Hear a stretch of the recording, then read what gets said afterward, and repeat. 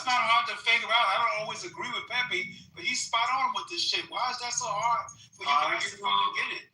Are you just talking about the security threat or also talking about the benefit of the U.S.? Noting the fact that the IRGC tried to kill the president twice. They don't. You talk about the actual war. I wanna know that. Are you saying that U.S. not gonna have any benefit out of this war? No, we're saying that we wouldn't be talking about it had the United States didn't fuck around and followed Israel and Israel. Listen, let me answer the first question. Wait a minute, one question at a time. Okay. Israel started something compelling America to Donald Trump and weak ass to participate in something he wasn't ready for. That was not my question. My question was. So now your second question. Yeah, my question was: do you think that U.S. has no interest in this war? Yeah, his interest is supporting Israel. That's about it. Leroy, you're probably one of the Americans I ever seen in my life. So, okay, there is. Say what again about me? No.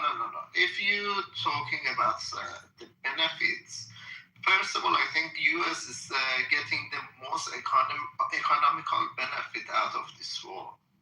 I'm sure you know why, because you are in an economic war with China. But you're moving the needle. We're not talking about the economic. Listen, you can add another premise. Another premise to the Okay, there are converging interests. I think all of us agree. And I think we all know that the IRGC was a horrible, very horrible apparatus. The Ayatollah and the mullahs there, absolutely fucking horrible people to their own people. They were a constant thorn in everybody's ass, not just the Jews or the Israelis, but also especially the Arabs. Yes, there is benefit. You know, if Trump could have gone in there and within I don't know, a week, just gone in, decapitated the IRGC, the Persians have their freedoms, that would have been an epic fucking win. That is not what. See, I don't really care that he ended up invading or bombing Iran. What I care about is okay, so this is obviously it's cost a lot of money, but that's not the biggest part. So troops have lost their lives. Now there's widespread fucking chaos, and it might not achieve its fucking goal. So why would you jump through these fucking hoops in order to make Netanyahu happy and your donors happy when it's really just a waste of fucking time to make things worse?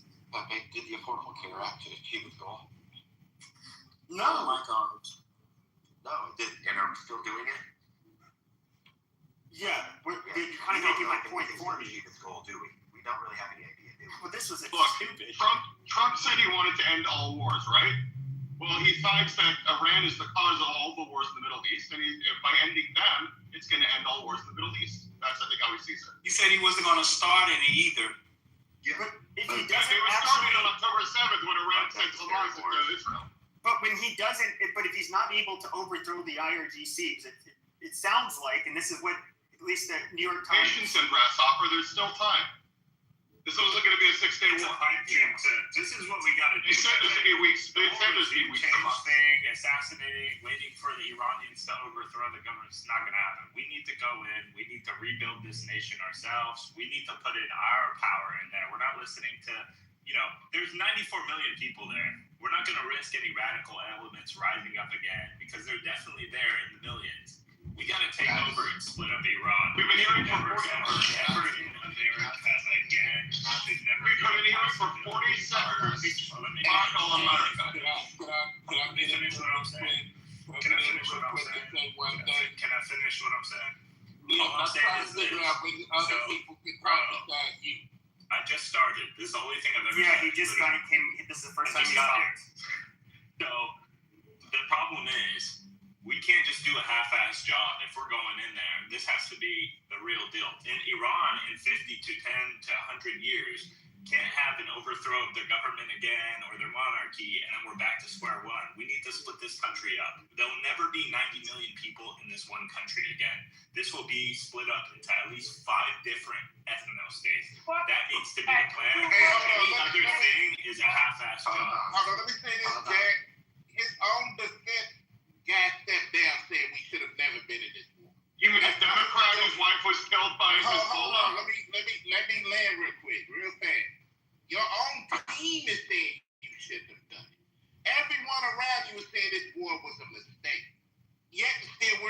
things we should be in. So I just feel like at the end of the day, this man's propaganda. He's being told what to do. He's on the string, and Israel is part of it, pulling the string. I But agree with that. nonetheless, as a country, the man who said he's about peace and Nobel Peace Prize and the ending wars is talking about 8 weeks from now possibly putting boots on the ground with our citizens going over there, our soldiers potentially dying for a war that shouldn't happen. So I'm saying this administration has been nothing but disaster after disaster. Gas prices through the roof, food prices through the roof. All is told, yet people want to dwell on Biden and a dozen of AIDS. Meanwhile, everything right now is fucked up. They got the House, they got the Senate, they got all the chambers, yet they want to blame the Democrats. How do you blame Democrats? How do you blame Democrats when they have no power? There's Obama, America. Accusations that you didn't bitch about. Trump is what Israel first. What you need to do is be genuine in that. Oil prices went up barely. They're not even what they were a few years ago. So What are you saying?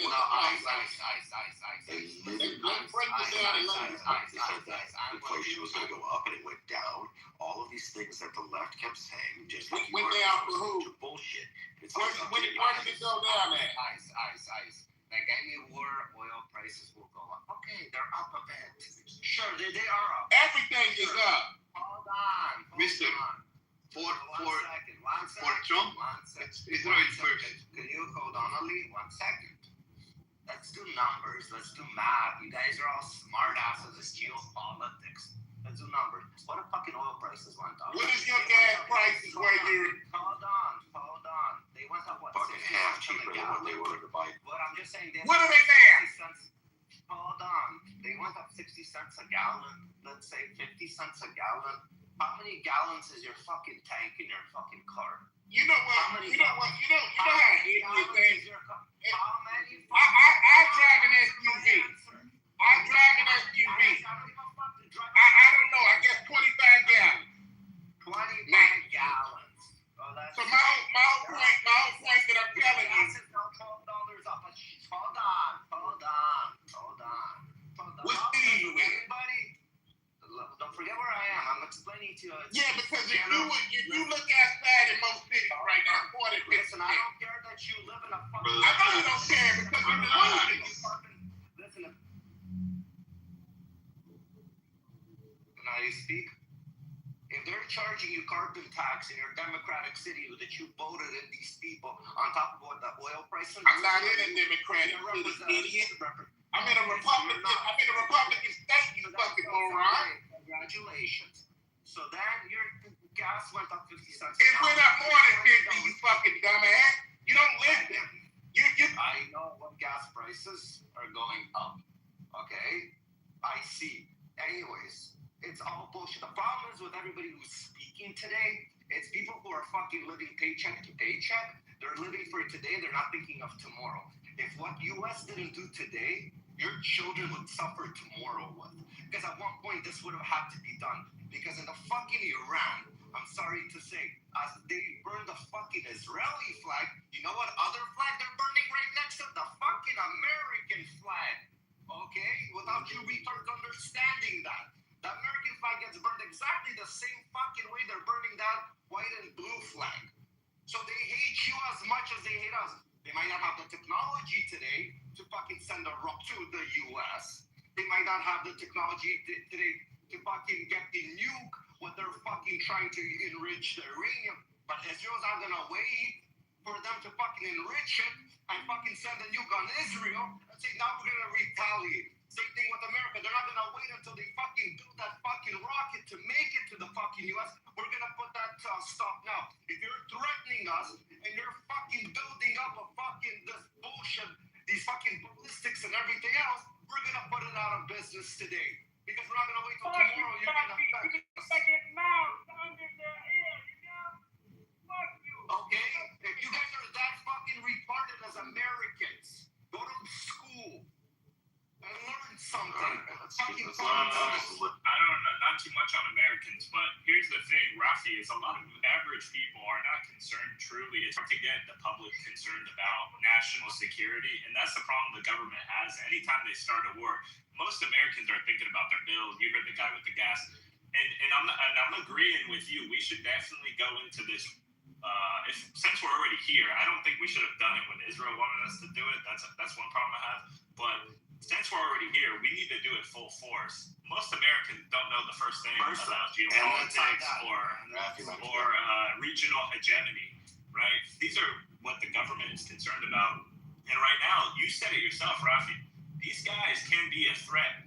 Maybe 5 years from now, 10 years, 20. We can't afford that. Our grandkids can't afford that. So we need to split this country up so they'll never, ever, ever possibly be a threat again. That's one strong country. I'm gonna argue with you.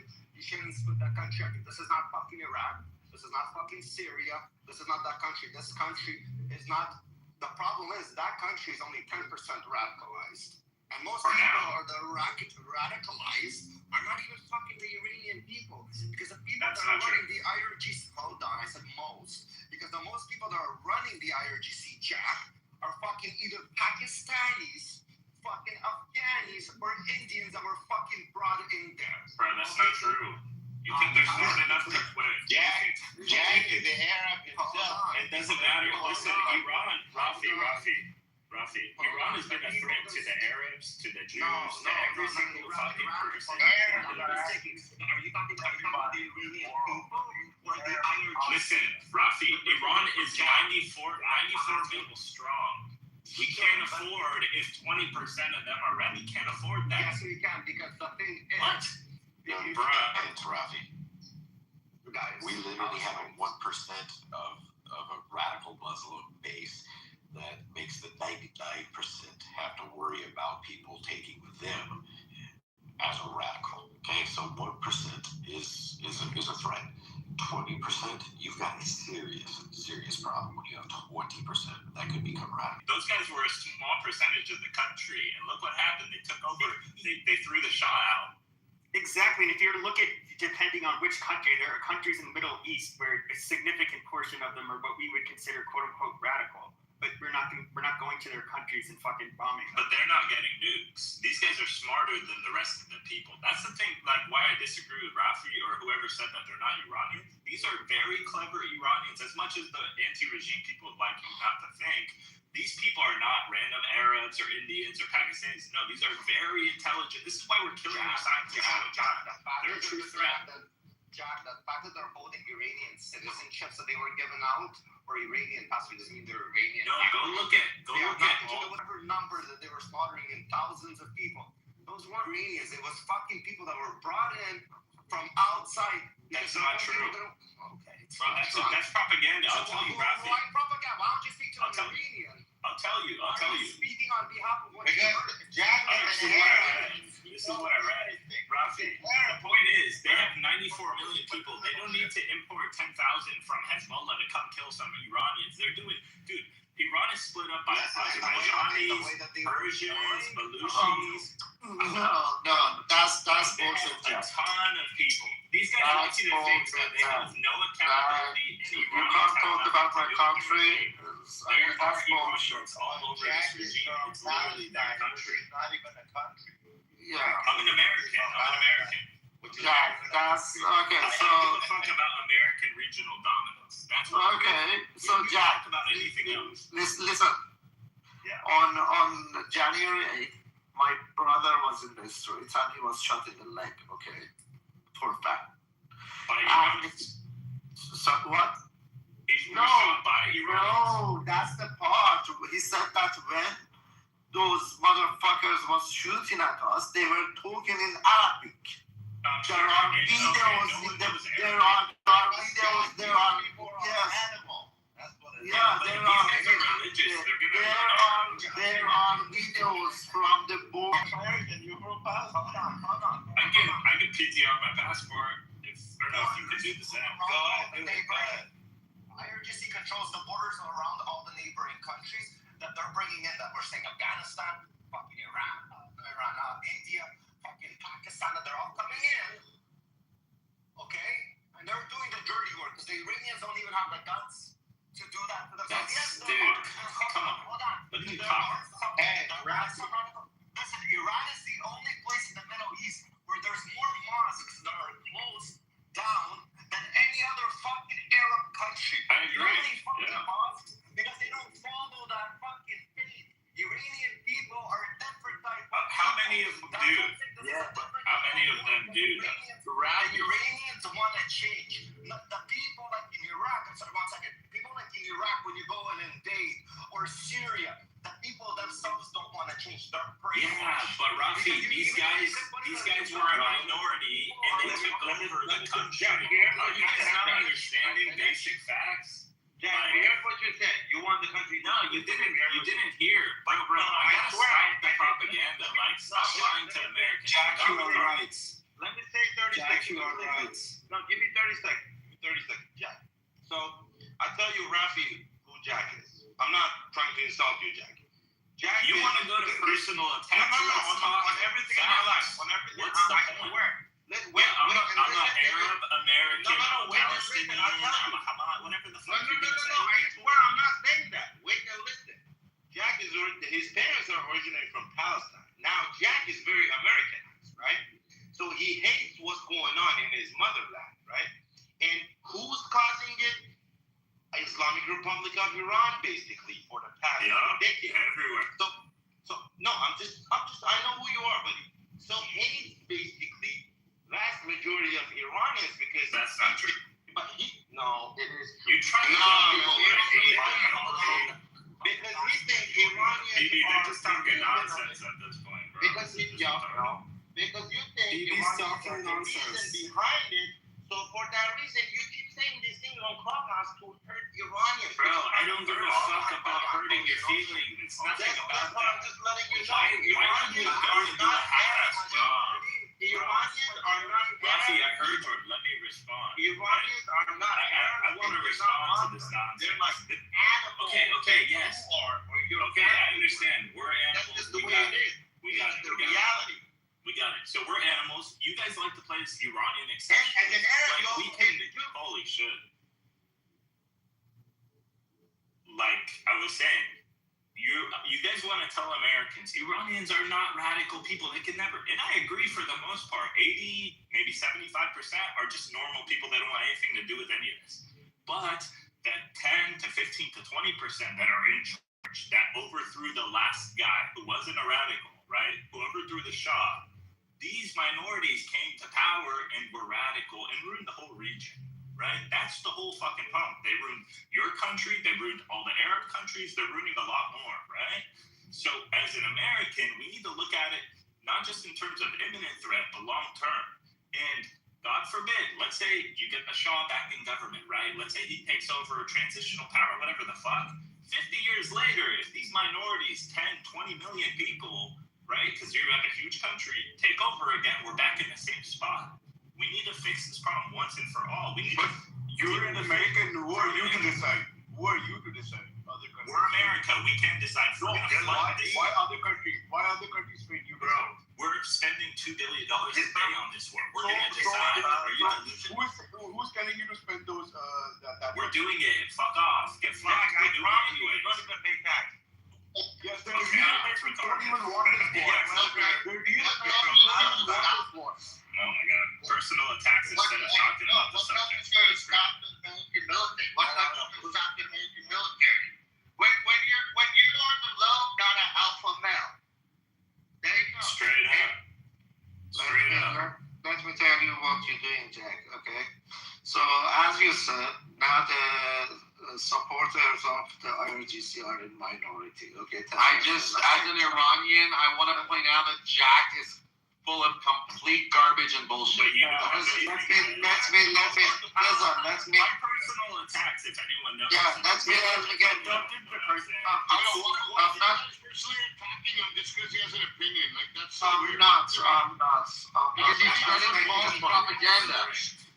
Let me make a fair Jack. Emotional breakdown damage because the guy has an opinion. Exactly. I'm not doing personal attack. Let me just talk.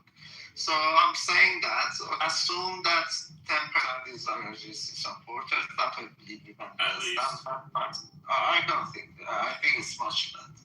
Anyways, let's assume 10%. Okay. The way you and 90% are against IRGC. Okay. So that 90% right now, they are against the IRGC, and as soon, they're waiting for the US or Israel and Reza Pahlavi to make a call so they can come out to the streets and with the US support topple the regime. But if you talk about the separation, that 90% will be supporting that 10%, for sure, because that's the red line. If you want to do that, US and Israel never gonna invade Iran because all Iran gonna be united against them because you're talking about separation. But we don't listen, Dan. Here's the problem, and I'm not trying to be harsh. I swear. I'm just telling you. I From don't what know we've seen, why would we? Palestine. Okay, why would America spend all this money and resources just to put itself in a position where possibly this 10%, right, is gonna overthrow again? Because they've been doing it. This 10%, let's say, for 47 years, have been able to manage and control and murder the other 90% through fear and through weapons. So if this happens again, 60 years down the line, 100 years, after Iran is a successful capitalist country with a vast amount of resources, weapons from the US and all this stuff, why would we risk that again? Do you think we're just Hey, Jack, let me ask you a question, bro. Yeah. So say in a week from now, the IRGC gets wiped off the map, the Iranian good people take over, Reza Pahlavi's in there for the interim, and they do a democratic, they're starting to do a democratic election, and it's all done. Will you celebrate the Iranian people? I'll be terrified. I'll tell you why. Because democracy doesn't prevent Islamists or radicals from any kind of form of ideology comes to power, especially in a place like the Middle East. Like, this is the thing I was saying about a lot of Western people like to act like there's Iranian exceptionalism, which I agree is a great So it culture. doesn't matter if they take to the streets now or not, you won't be happy. Because if they're playing the democracy game in a region of the world where the radicals come to power and dominate and don't play that game, they play asymmetric warfare. It's not going to work out the way it does in Israel, right? So, Jack, Israel is a much different situation than Iran.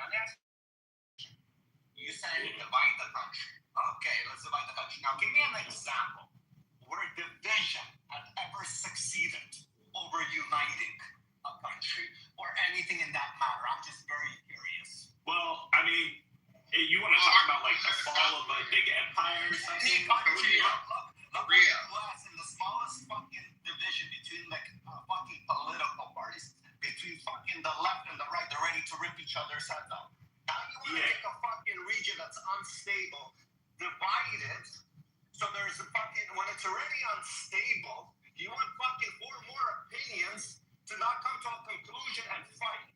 Because division is their division. Jack's not doing all this opinion. There's a lot of people that don't want a united, unified, strong Iran. It's a big threat to this is what we're talking about. We're talking about a threat to the world. Yeah, this is an I'd ancient. want their week. That's what. Yeah. Dude, Jack's real quick. hold on. Go ahead.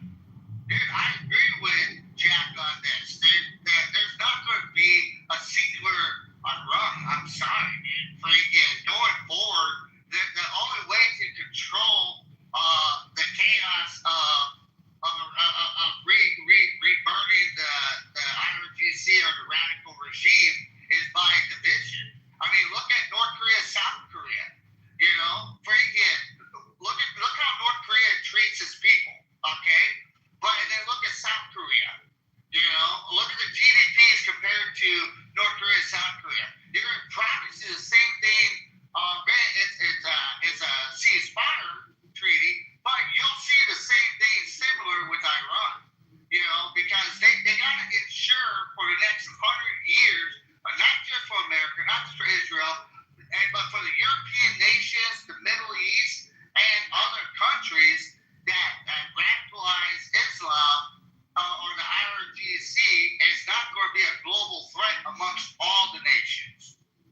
So let me ask you a question. Do you care how Steve Bannon feels? He's very worried about Trump going into this.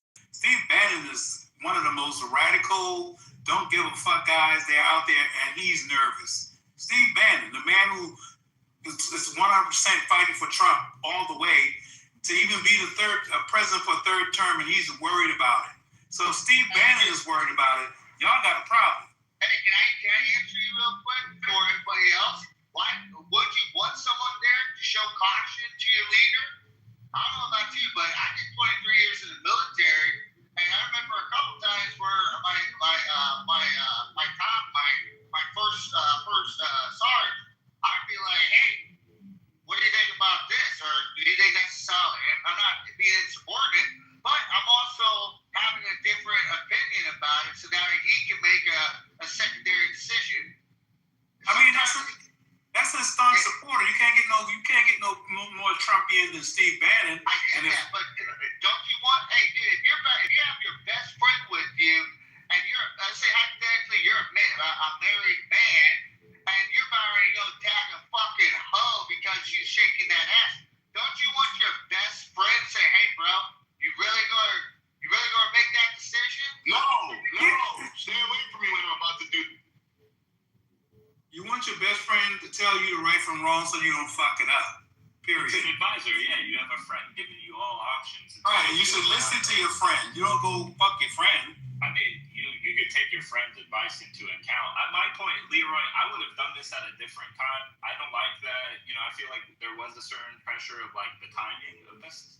But since we're already in it, let's talk about the fact that, what should we do? Some people think we should stop where we're at. Some people we should go all the way and finish it like myself. So you and I are on the same page. I wouldn't have done it at this time. I don't say that these things won't happen and they shouldn't have done it. I think this time proved that it's the wrong time. It was not necessary. So now that we're in it, so my solution is give me about 1 million troops. Go in there on the ground, take the fucking flag down, take everybody out, try to minimize civilian casualties, especially the ones who support America, and change the regime. Put your crony government in there who you want, and then the allies, and then the other people will come along and support you at that point. Find a way to go back to the the group and see if they can help you with the straits. I think France, I think Italy, I think they have good mine. They can go and sweep the water for mines. Get back in good grace with them. Try to get them on board. As allies again in NATO, and then let's look at how we're going to move forward protecting the American and the Israeli citizen from any radicalist fallout that may come as a result of this fuck up. Yeah, and listen, everyone's entitled to their opinion. Like, don't ever let people shut you the fuck up, especially if they're from a foreign country. We're all entitled to an opinion. This is our country, and we have opinions, and we should have a say in what the fuck happens, even if it's just on Clubhouse. I don't like the whole fucking, censoring people. I'm not reading the Iranian script, so I have to shut the fuck up. Like, that's retarded. I can have my own fucking opinion. It's just going to take too long. Shut the fuck up. Pisses a lot of people off the most is that it's just like, oh, you can't even. Oh no, Israel wasn't pushing for this. That's they don't even release the anti-Semitic card. It's just like, dude, this is so fucking obnoxious. If Trump had said he made so many statements over the years saying how we should not get in a war with Iran or entangled in any other Middle Eastern conflicts, and then it's just like, what does he do? Lo and behold, he does this fucking shit, and the information so far. I mean, just from what's come out in the news, it just doesn't seem like. It seems like he was warned ahead of time by his own intelligence and the military that this was likely not going to be smooth sailing. And I don't know. To be fair though, Pepe, he can still get out. He hasn't really entrenched himself into a long-term battle. So far, it's been a limited operation, and he can still pretty much pull out. It seems like he's diving in a little deeper than some would like. But he still has time. He has so many options on the table right now. Yeah, but if he pulls out now, it's too late because one of the Iranian people already saying they want to punish America. That's why they went after the Straits. They want to fuck up the world economy. They're going to keep doing it until they punish America. They don't give a fuck how many people you kill, how many leaders you kill. They want to revenge and they want to punish America. So this is why they went after the Straits. This is not going to stop. Even if Trump say, okay, we done, Israel stop everything, them motherfuckers are not going to stop. That right there is one of my biggest fears too. That is a fear, yeah. Because even think if Trump calls it, first of all, you just the deaths that they want to avenge, and they are kind of unhinged to begin with. Exactly. They can keep on fucking with the Middle East, keep on fucking with the Strait of Hormuz. They could keep on, of course, sending rockets into Israel, and they haven't been that successful at being able to strike the missiles and the rockets that they can use to launch overseas. And so that's the problem. It doesn't seem like we have the ability to stop. Do you know what's so problematic? They're playing this shit down and not thinking that other people don't know how serious that is. They're not talking about, there's no reassurance around what you and I are talking about. And that's even more dangerous. That means they have no plan. That's put us in more danger. When you don't talk about the obvious, how the fuck you fight a war and your citizen can know the obvious? You're gonna act like, that don't matter. Oh, they wanted to kill us anyway. Oh, they said, and that's what you're gonna do? Just be dogmatic over that shit? I'm not fucking with you guys, man. You guys are fucking dangerous.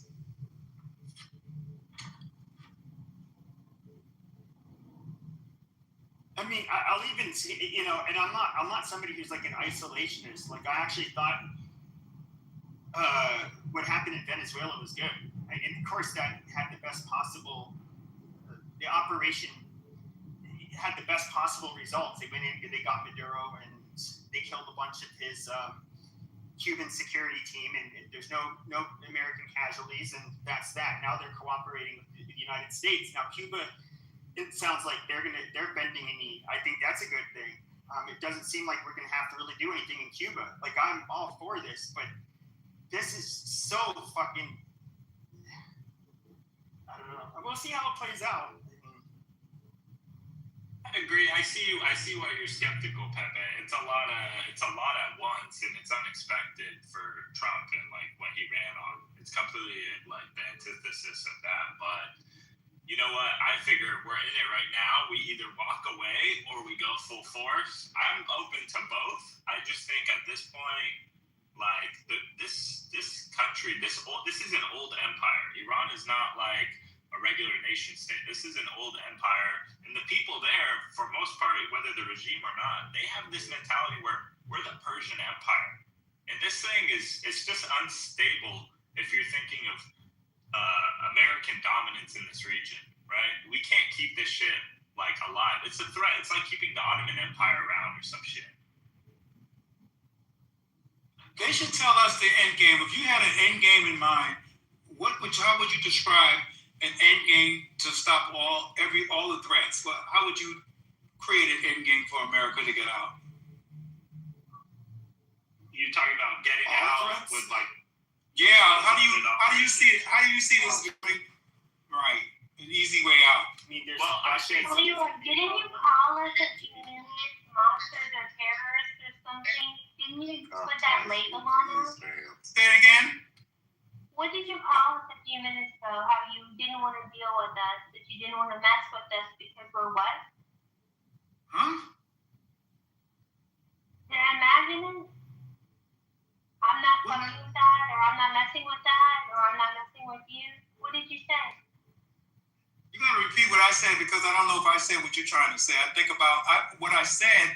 I think that is very fucked up for me to support somebody who's not understanding of the sentiment or the concern that Pepe and I have about why they went into the war. That's my position. Anybody that doesn't care about that thought process, I can't fuck with them. Because we're pointing out a real serious issue that's very bad and unresolved and that they don't have a solution for. And that's going in, I don't think the Iranian people is going to stop after Trump pulls out, and that's a problem. How is he going to deal with that afterwards? And that's what I'm saying. If anybody say fuck that, I'm not fucking with them. That's what I mean. Well, in the 1970s, Iran had a monarchy, but it was a parliamentary monarchy. Stephanie, am I saying that right? Where they had, it was a form of blend of monarchy and democracy. I saw images of young women in dresses and skirts attending college university 50 years ago. And that changed, and Islam took over. So the same people that had it before are still alive. They know, or most of them, they know what it could be. You don't think that desire for freedom will be successful? Monica, I want to say something real quick. Mostly during that Shah's time, I think it was like a 30% literacy rate among women. That aside, though, these people who were like quote unquote free and liberal and that kind of thing, I don't necessarily agree with that characterization, but just for the sake of argument, were end up duped into this 79 revolution. They were actually, that population, the people whose parents may be on stage right now, or the grandparents in Iran that were around in 79, were literally duped by communists and Islamists into overthrowing the Shah and then creating this Islamic regime. And now they regret it. Clearly, obviously, a lot of people would. They regret that. And it was a horrible decision. But who's to say that that can't happen again, just in a different way? That's my whole thing. I don't really believe in the whole bring back the monarchy and you'll solve all your problems. Like all the radicals just die after that. This is a huge country, 94 million people. There's radical elements in America. You don't think there's going to be some in the Middle East, even though Iranians, great culture, been around forever. They're not really radical people. They're not just like everyone else in the Middle East, quote unquote. These elements exist, and they have to be dealt with. Just a breaking news. One of the missiles that launched to Israel hit a Palestinian village and killed 4 Palestinian women. Typical. I don't think we understand that this is causing radicalization. This is not going to be, in the future, things are just, we'll be grateful for this day and we don't see it now. This is radicalizing people, right? So in the future, we're going to be really always looking over our shoulders, worrying about this even more. What evidence do you have of that? Because we have more people. The evidence is the act. Campaign. Hold on. I let you talk. Just let me finish. You can say that. We can assume that. We can assume a lot of things. But we've also seen shift in a nation of 91 million people.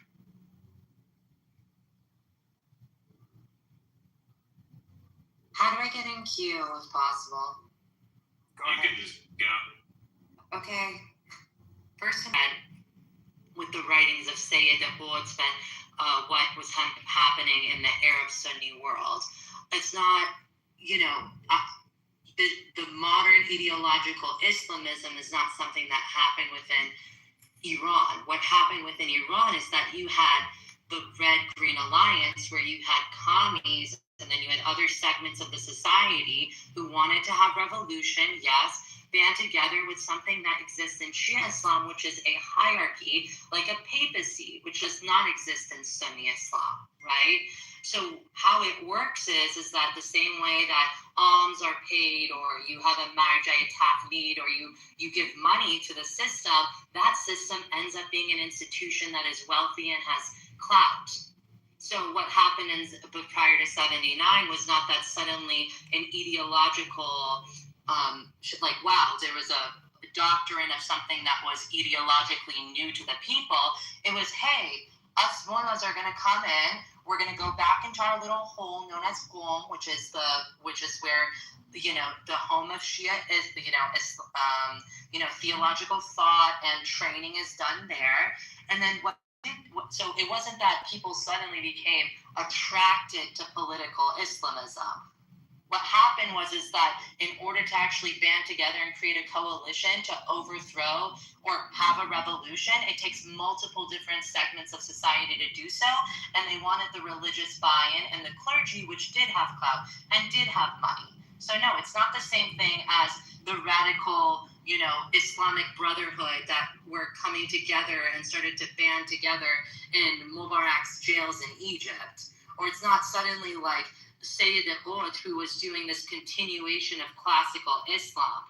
So that's where you have to look at it in a different way. But you just perfectly described the threat to America in the future. And that's kind of my issue. Well, what the experts have been saying, anyone who hasn't been living under a rock over the last, 15 years of Iran, has looked at the fact that the population is one of the most pro-West, one of the youngest, one of the highest educated within Central Asia and the Middle East outside of Israel.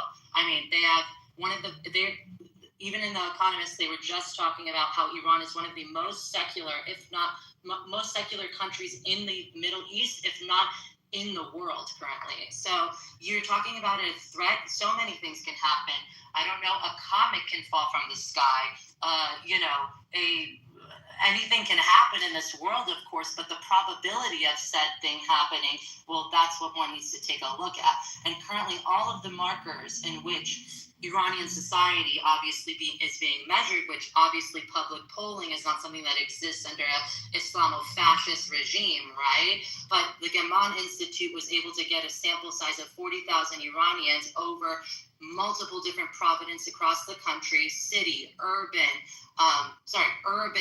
rural, small, large, different regions within Iran. And they were able to estimate that the majority of those people really were not that inclined and not super cool with the idea of Islam. Really? Many people did not view themselves as Muslim. Many people viewed themselves as spiritual. Many people viewed themselves as agnostic. That's just the reality of what the little empirical evidence that does exist shows us. Now, sorry, quick question. Why are you speaking over me? I'm not done speaking. Thanks. I lost my train of thought. Do you know something really important? Was it a pro-West sentiment in the 70s before the revolution happened, or were the Iranians anti-West? It's not a concept of anti-West in Iran. It's not black and white like that, because we are not like the descendants of Ba'athist and Pan-Arabism, where our entire identity is based on one moment in the entirety of the history of the Middle East. It was the fact that, the Cold War backdrop, there was some issues that, were happening in Iran. You had the West, you had the Eastern Bloc. And you also had people that, anti-nist rhetoric had been infiltrating Iran since constitutionalism in 1906, right? So what pro-West looked like was we had strong allies, we had strong business relationships. So it's hard to say that at the time was it pure anti-West or whatever. No, some people were unhappy with the economic choices that the Shah made. They were also unhappy. Many Iranians are also extremely unhappy with the role that Jimmy Carter played in '79 in pussyfooting around and so it was something that was segmented. It wasn't black and white that everybody wanted the Shah to go. So there's also that. You were talking about how basically they're not mostly Muslim anymore before I interrupted. No, I said that, well, obviously, if you were to understand how Islamo-fascist, tyrannical, theocratic regimes like the one in Iran works, is that you clearly can't put out a survey with a question that asks people, do you reject Islam? Because if anyone were to get a whiff of it in one of the most highly sophisticated surveillance institutions on planet Earth, you would get beheaded, right? So they asked the questions in a nuanced way that people were able to identify themselves as agnostic or spiritual or, don't believe in anything. Because if Iran, which has one of the highest rates of atheism in the world from the data that has been gathered, and also one of the largest groups of people that are converting to Christianity on planet Earth are the Iranians. So yeah, there's a clear moving away from Islam in large swaths of the population. And she's absolutely correct. It needs to happen. It needs to happen because Hear you, Roya. Sorry, Monica. Hey, It's Monica. just good to hear you. That's all. I'm sorry, Kathy. Yeah. Also, okay, go ahead. Well, like you're saying, Roya, I mean, Iran is super important. The only problem is they're covered by an oppressive regime that shoot their own protesters down. No matter where even in Australia, where we have, difference of opinions of our own, no government should be shooting down its own people. It's disgusting. Not only do they do that, they hang gays, they force women to fucking wear whatever they want, they rape them, they force them to get married at a young age. And not saying that sick mental individual people do that, don't do that in Western societies, but they are known fucking predators. Problem is, those radicals don't just disappear when you overthrow a regime, right? There's still millions of people who think like that there. It's not millions. You don't understand the mechanism of what keeps people loyal to this regime. You can say whatever you want about belief that people are fighting a quote-unquote cosmic war. It's not the sandal-wearing person that's living underneath the drought and hasn't had clean water or electricity in some rural province in Iran that's saying, I love the regime. It's the people that systematically benefit from this regime, and they materially benefit from this regime. So when you say it's not millions of people, it's 5% of the population are connected to the regime. Their interests are connected to their businesses. I mean, if you knew anything about how Iran's works, that you would understand that nothing is privatized. Less than 9% of what would be considered private is private. None of it is private, because the way that the IRGC mobsters and fucking mullahs work is that they stack and pack the private side, right? Because you won't be able to open a business because we will create barriers, so there's no such thing as true privatization. Yeah, but I'm not done speaking. I'm not done speaking. You're a little long-winded. Do you mind, can we have a conversation? Well, I mean, no, actually, if the moderators allow, can I continue speaking without being sure, go ahead. I mean, are you a moderator, Jack, or are you just trying to silence me? Just go ahead, Roya, and then Jack, you can ask her. So anyway, a lot of it has to do with material gain. A lot of it has to do with the elements that anyone understands that go around poverty and the lack of mobility. Is someone truly a radical? Are they truly a believer in, the mantle of Shia Islam? No, those are the dumb fuck Hezbollah, Hamas, Hezbollah, Hashd Shabi fighters, and Fereydun brigades that have come into our country in the thousands and killed our people in the name of Islam. It's those fucking Shia Iraqis that are volunteering for no money to come and kill the Iranian people who are now deemed as kafirs in their eyes. Are the people that are radical. And the people that you see that are actually a believer in the system, well, they're the ones that are wearing encrusted diamond Rolexes and send their kids to do yoga on the beaches on Vancouver in a bikini. So, yeah, we're not acting with the same elements of radicalism that we see within the rest of the Middle East. A large segment of those people that are the top believers, well, they've been made into, they've been flattened. Let's just say that they've met their maker sooner than rather they thought they were. So no. You guys. So Roy, you mentioned 5% of the population. You said it's not millions. Iran has like a 94 million person population.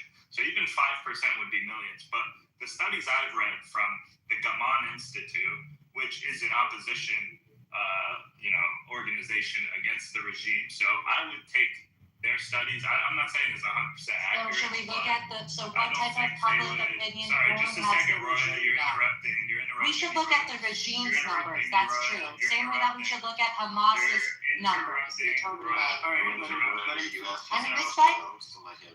Roya, respectfully, I'm not trying to like crash out. Just Well, yeah, you are. you know, you didn't want me to interrupt. We No, are. let him. Come on, don't call him Anyways, names. the Gaman Institute. What's the is name an of this organization- organization? The Gaman Institute is an organization that is opposed to the regime, not in support of it. And their statistics say about 15 to 20% of Iranians currently support the regime. Now, grant you, a lot of them could be due to the reasons you said. They get paid off, you know, they work for whatever, stuff that doesn't have to do with ideology that can be changed. Extortion. I can grant you that. But I'll believe, because I don't think I'm a dumb American who's just going to believe everything else that is said, that there's no radical, diehard, I didn't say that. ideological people. I didn't say that. I said that radicalism works differently than the Arab world because you're misconstruing my Are you sure opinion. that I'm not like reading? Should I just read off your script or something? Why don't Do you have a script for me? All right, hold on. Just let Jack finish. I so- need Jack to bring this stuff. All right. It's alright. You The still study. play 4 hours The later. study is literally in the chat right now. No, let me tell you what that study Oh my says. God, bro. I want Holy shit! What's wrong with you people, bro? Sarah, I get it, but hold on. Just let him. Thank you. Pepe, he's been fucking talking. He just started talking, so just let him. No, he's been talking for. Oh my God, man. He's So I been posted. talking for 4 hours. This is their strategy, bro. No, This is he's so been- pathetic. Well, no, Sarah, I agree with you, but you got to let Pepe, Jack talk. he's been talking for 4 fucking hours. He just got into this Dude, room. I just got into this fucking stage. Anyway, thank you. I posted the study in the chat. If anyone wants to discuss or criticize it, I'm open. I'm not fucking dying on any hills here.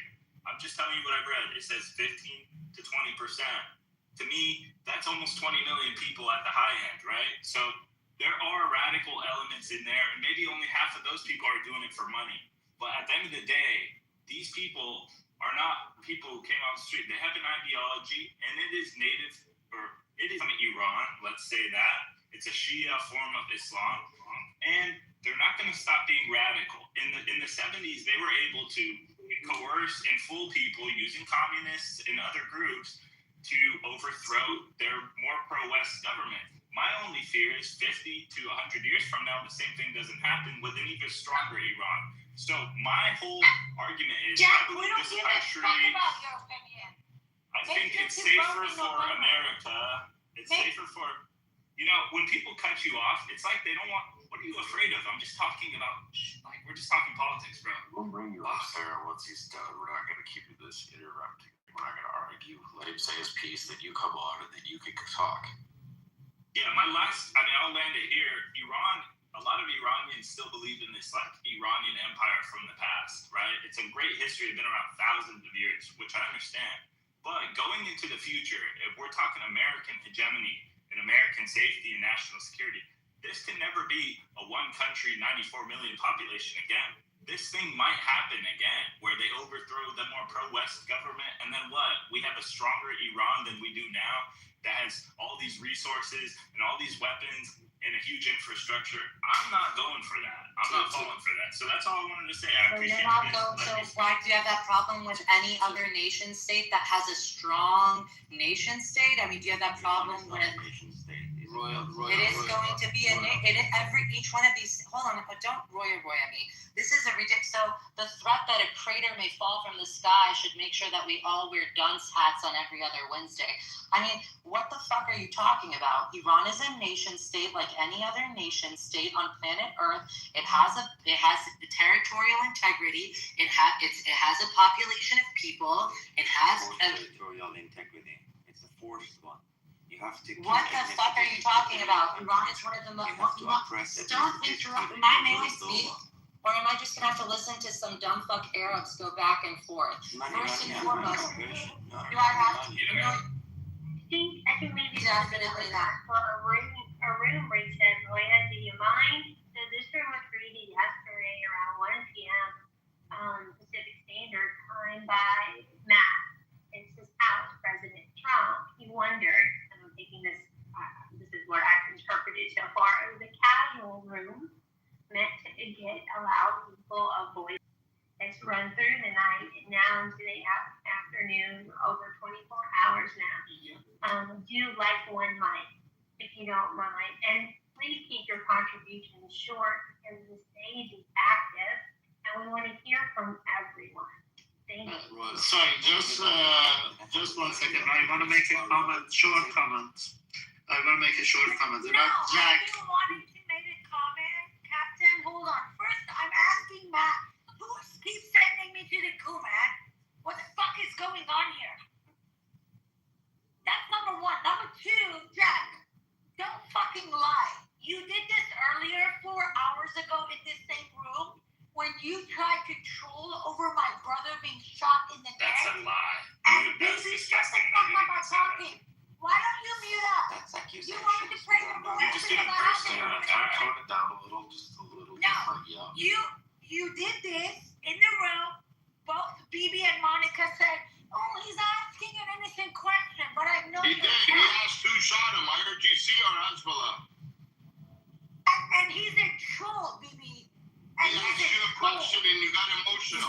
He's not a troll. Because I've talked he's to him a a bunch of troll. times. We know this. I know the count, but either way, I'm talking. Why are you guys keep talking over me? Either what said that Gaman that research talking about, let's be clear about that. It is not saying 15 to 20% of Iranians are pro-IRGC. It says over 80% want regime change, 15 to 20% don't. You know why? Because the regime change will cause the government trying to kill 50,000 people, and it might cost hundreds of thousands of lives, and instability, and a civil war, and other countries getting involved. That's why 15% of people did not want a regime change, and this is before the government kills 50,000 people. So don't twist the word. But that came. May I go afterwards? Wait, I feel like I need to respond to just one thing. No, I don't think you do. Monica, Monica's the mic You on get a that. lot of claims about me. I just wanted to respond, and specifically about the study. I'll ignore all the personal attacks. Well, hold on. Let Jack respond, and then Roya can shut the fuck up for a second. Pepe. Okay, hold on. Just let him respond because then Roya wants to go. And there's two, Jack, Roya, and Captain. I'm next. Amazing. So again, real quick, I'm gonna ignore all the personal attacks. I'm not gonna waste my time with that. Let's talk about what she said about the study. If you go to section 3 of the study, it said only about 20% of Iranians support the continuation of the Islamic Republic. That's it in plain words. So anyone can go look at that.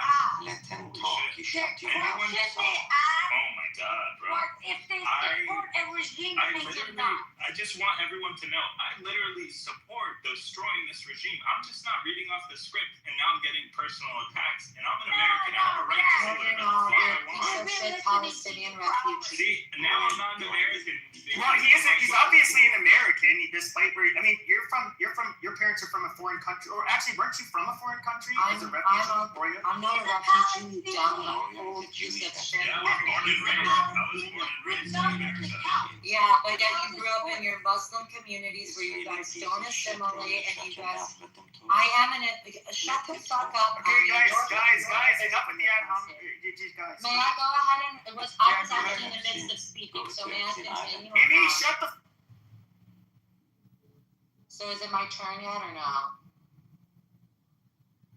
Yeah, go. Okay, it's definitely my turn. So, again, ladies and gentlemen, I don't know what agenda. Maybe they're sad because of the fact that Daddy Ayatollah, one after another, has been flattened, and that American Express card that they've been charging all their Hezbollah and Hamas bullshit on is slowly drying out. Those coffers are ending. So that's what I'm clearly seeing on this stage. But again, if you were to compare Iran to the rest of the Middle East, what stands out isn't the regime, it's the structure of the society and the state itself. Iran is one of the few true nation states in the region with a continuous civilizational identity going back centuries. That continuity matters, and that's historically undebatable. The modern Iranian state, it didn't just appear like his home country. It evolved out of a very long historical identity from the Safavid period onward, which was very unified in the country territorially and religiously under a coherent structure. That's the way that Iran worked. Right? It was multi-ethnic, it was multi-religious. That's the way it's been since the time of the Ottoman Empire, through the Mongol invasions, through the 15th century on forward. So that's very different. I'm not done speaking. Why is someone speaking over me? And whenever I'm done, please let the moderators can moderate me. Thank you. So unlike much of the Middle East, where those borders were externally drawn in the 20th century and their sudden national identity is still up for debate, that's not something that existed in Iran. And because of that, Iran has very high levels of internal cohesion and continuity that you don't see in the majority of the rest of the region. And when you layer on that social reality with the data that the majority, 85% of Iranians, are becoming less religious and their widespread rejection of imposed religious norms, that's a prime ally for us as the United States. I mean, if we're allying with Pakistan, which has fucking nuclear weapons, I think that we're pretty okay if the majority of the population of Iran are pro-West and are not religious. So I'm not done speaking, and you're not one to tell me to land my plane because you're not a moderator in this room. So what you end up having in Iran is a very unusual combination, but nonetheless a combination that exists. You have a historically rooted nation state. You have a highly secular population, and you have a population that is increasingly post-Islamist and outward looking for the future. And guess what? We don't want to be fucked in the ass by China and Russia. We'd rather be allies with the United States. We'd rather have our untapped markets, our gas, our oil, other aspects of our industry. Don't talk to me. You're not a person that's a moderator. A moderator will moderate me.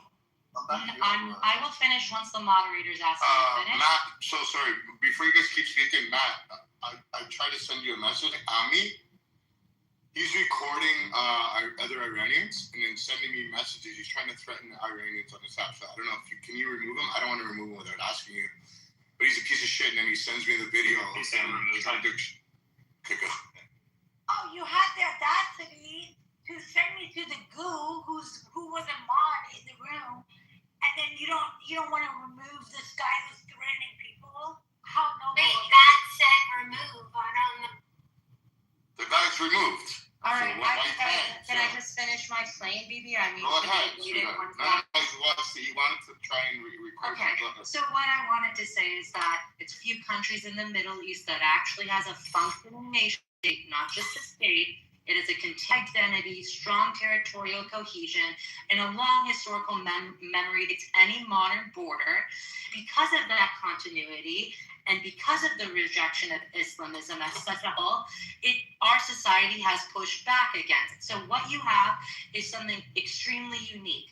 A pro-Western, a secular population living under an anti-Western ideological regime in which they no longer want to.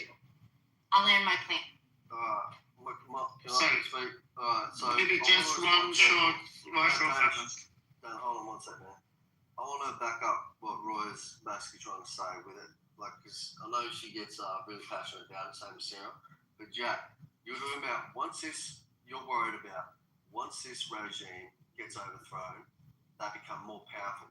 For one, it's in the US's policy, no matter how aligned they are, that Iran, because of their radical Islamic background, will never be allowed to have a fucking nuclear weapon and blackmail anyone in the Middle East, let alone the world, ever. That's a US policy. So the ideal way of going about it would be a complete overthrow of this oppressive regime, and then we can get based on the policy, they will never be allowed to obtain a nuclear weapon. So what you're saying is you're worried that what we're doing now in Iran might, and say we were to be successful, and then they build a government and become even stronger. They can become stronger economically, yes. I would love to, matter of fact, visit the Persian, historical Persian Empire and be able to travel and say I've been in Iran. I'm not fucking going there while these cunts are in charge. So I want them out. But it's never going to happen to the point where they would be allowed to have a weapon of mass destruction and blackmail neighboring countries like Hezbollah, as would do, or the Houthis in Yemen, that was set up under General Soleimani, who was killed by Trump in his first term. It's not gonna. I don't think it's gonna happen. That's why I really hope that Trump actually fucking gets this done completely, wipes them out, so that we can move forward, have such strong relations in that oil sector, in the resource sector, and Iran can get back to being, rebuilt better under the Shah. Look, there was oppression when the Shah was there, but at least it was a democratic, more free sort of state than what it eventually became. Yeah, but I would like to say something about the wider Sunni world. I just want to say, no, I want to respond really quick. Now, compared to Iran, no, I literally just spoke. No, I wasn't done. No, I wasn't talking. Okay, all right, guys. This is time observing comments. I got it. I'm your favorite daddy's back. Hello, everybody. Just gonna point out that we did cross the 24-hour mark at 2 o'clock, so we definitely got a long room here going. So yeah, I'm just gonna be monitoring and looking around to see who's been causing trouble. But yeah, I'm back. Your favorite daddy's back. Hi, Daddy, Matt. I'm Roya. Can I just finish with this one line, if possible? Yep, you go ahead. Thank you. So it's so interesting to me when all of the clear markers for Iran being at threat for radical Islamism, 75 years down the line, are so fucking weak and so adamantly pro-West. But you can just compare that from the rest of the Sunni fucking world, right? The data around the Sunni world, what does that show us? Egypt, Iraq, Jordan, Pakistan. 70 to 90% of these people support Sharia law being the fucking law of the land. So you tell me, which one would you put your bets on? A population of 85% that are increasingly secular and pro-Western, or the rest of the fucking Middle East, in which 70 to 90% of them want Sharia law? Right now, currently in the year 2026, Pew Research is still showing that they want Sharia law implemented in their fucking countries. So the real question is not what's going to happen 75 years down the line with a strong Iran. The question is, where else do you see a population moving away from religion at the scale and velocity that Iran is? So you don't. Because that's a very long sentence, Roya. That's a very long sentence, ma'am. Yeah. Anything else? I wanted to respond to just something Captain said, and just real quick, it also goes to what Roya said, right? The truth of the matter is, over the last few decades, America has been able to keep stability in the Gulf nations that are mostly Sunni. They have great relations with the United States. They've never had Islamists take over their countries. Their monarchies have been in place, and they're still in place today. And it's been a great relationship for the most part between them. Of course, there's always problems with, any ally. You're going to have issues. The thing with Iran is we've already seen it happen. So do we really want to chance it again? And this isn't just like chancing that they might get nuclear weapons. That's not the major threat. The major threat is them building up missiles and a strong army with 90 million people in that region. And then some minority religious group takes over. I can't really put my bets on a Middle Eastern population that could be set right now, and then a religious revival happens like it did, and then this happens again to where they become a major threat. We've seen it happen once. It's very possible We've seen that can earthquakes happen. happen. We've seen Right, I didn't interrupt comets you. happen fall from the sky. Right, I didn't interrupt you, bro. What's the You're, problem? but I don't get it. I don't get it. We can disagree. no, Like, because I'm we don't disagree. You No, Palestinians. I want you complain every time someone interrupts you. You should let him talk. Yeah, like, dude, I agree with you. No, you don't agree with IRGC, holy We shit. don't agree at all. Okay, we don't agree. Maybe you don't agree that the IRGC has completely destroyed the region. Maybe you don't agree that it is the cause of the problems for most of the states and countries in the Middle East, and many of them don't like them. Maybe you don't agree that their proxies have caused so many issues for everyone else. Everyone else in the Middle East has been waiting for the Iranian people for 47 years to overthrow this government. We can see now that's not a possibility, or it's not likely to happen without arming them or just doing it ourselves, right? So America decided we're going to try to do this ourselves. My only thing is we should go all the way instead of half-assing it.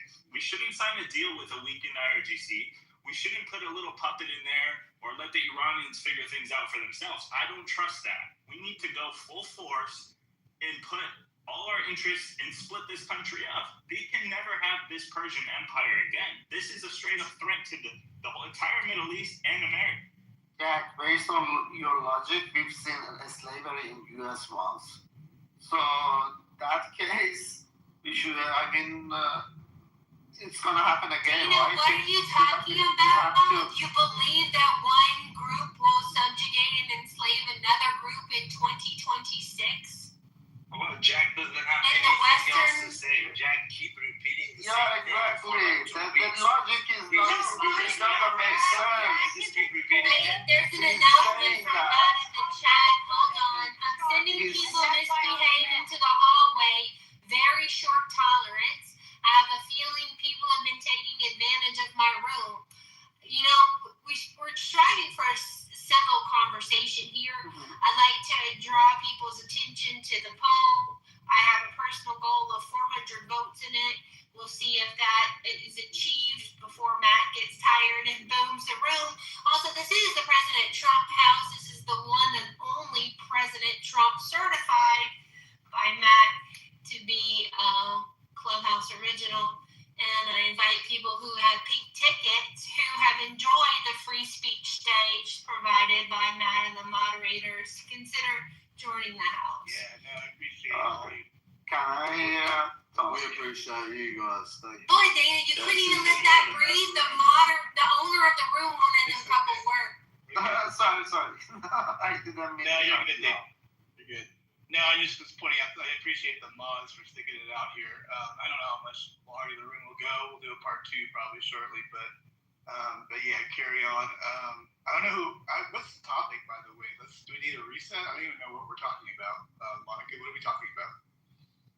I think what we're talking about is the Iranian people's perseverance and desire for independence and to govern themselves. There's a big concern on the stage that is not unfounded that once the regime change occurs, who will take up the mantle of leadership, and will it truly be the Iranian people who want a less religious, more we the people democracy? Is that kind of the vibe? In the world in which is rejecting political Islamism at the rates of light, and in comparison to rest of the Middle East.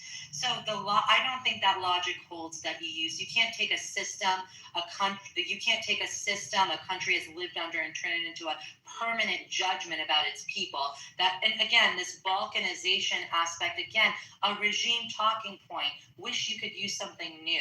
If you knew anything about Iran and its nationhood, you would understand that makes no sense. The majority of Iranian people the modern Iranian person, millions upon millions of Iranians, are not ethnically one thing. The modern Iranian person is Turkic, is Persian, is Mazandarani, is Gibaki, is Kurdish, majority of the Iranian people. So even if you were to say that you want to balkanize, that's not even the way that Iran functions as a state.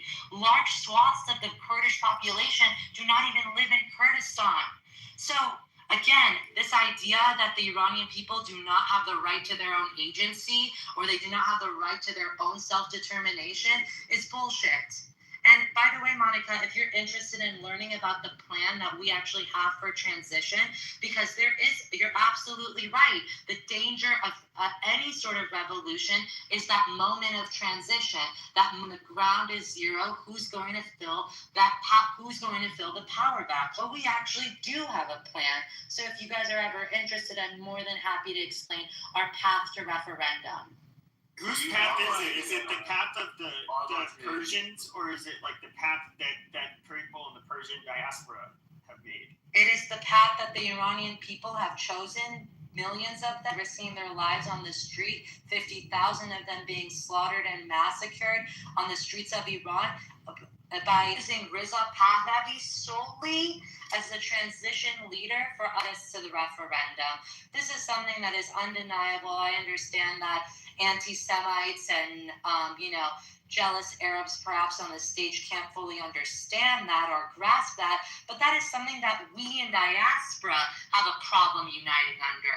This revolution is different because of the fact that we in diaspora are shutting the fuck up, whether we're Republicans, whether we're constitutional monarchists, whether we're democratic parliamentary supporters. All of us are being quiet and going under the banner of Reza Pahlavi because he is the most widely recognized opposition leader inside and outside of Iran. Right. That is something that we are not divided on. Right. Let me ask you. So where is this most current evidence that you are stating that you guys are, you guys are being quiet, like you said, but where is the signal that you guys are ready for getting behind, this particular individual that you just mentioned?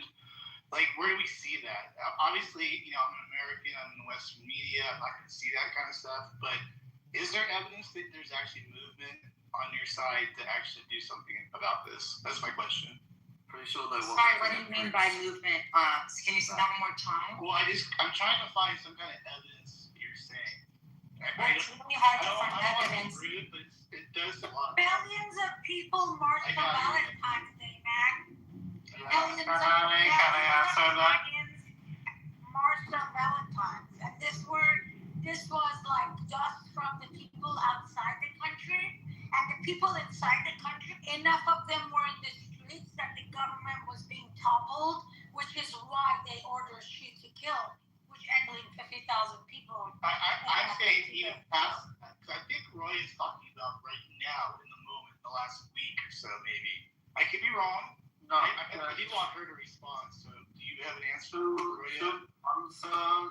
Pahlavi made a call for Iranian people to come to the streets, and millions of people, Iranian came to the streets, and that's when they were massacred by the. Okay, so that was the first call that Pahlavi ever made, and then it was on Valentine's Day for the people outside Iran. He made a call to come to name few cities and ask people to come to those cities to protest. And we came in Toronto, 500K, in LA, I think 350K, in Berlin, I think it was like 250K, Australia, everywhere, more than 2 million people. So can I ask something? Was this before the war? Okay. Before we did any kind of intervention of any sort? This is all before it, though, right? What am I missing? Yeah, that was before. I'm talking about in the moment, like literally, Trump coming in, disabling, all the air space and the naval, what have you.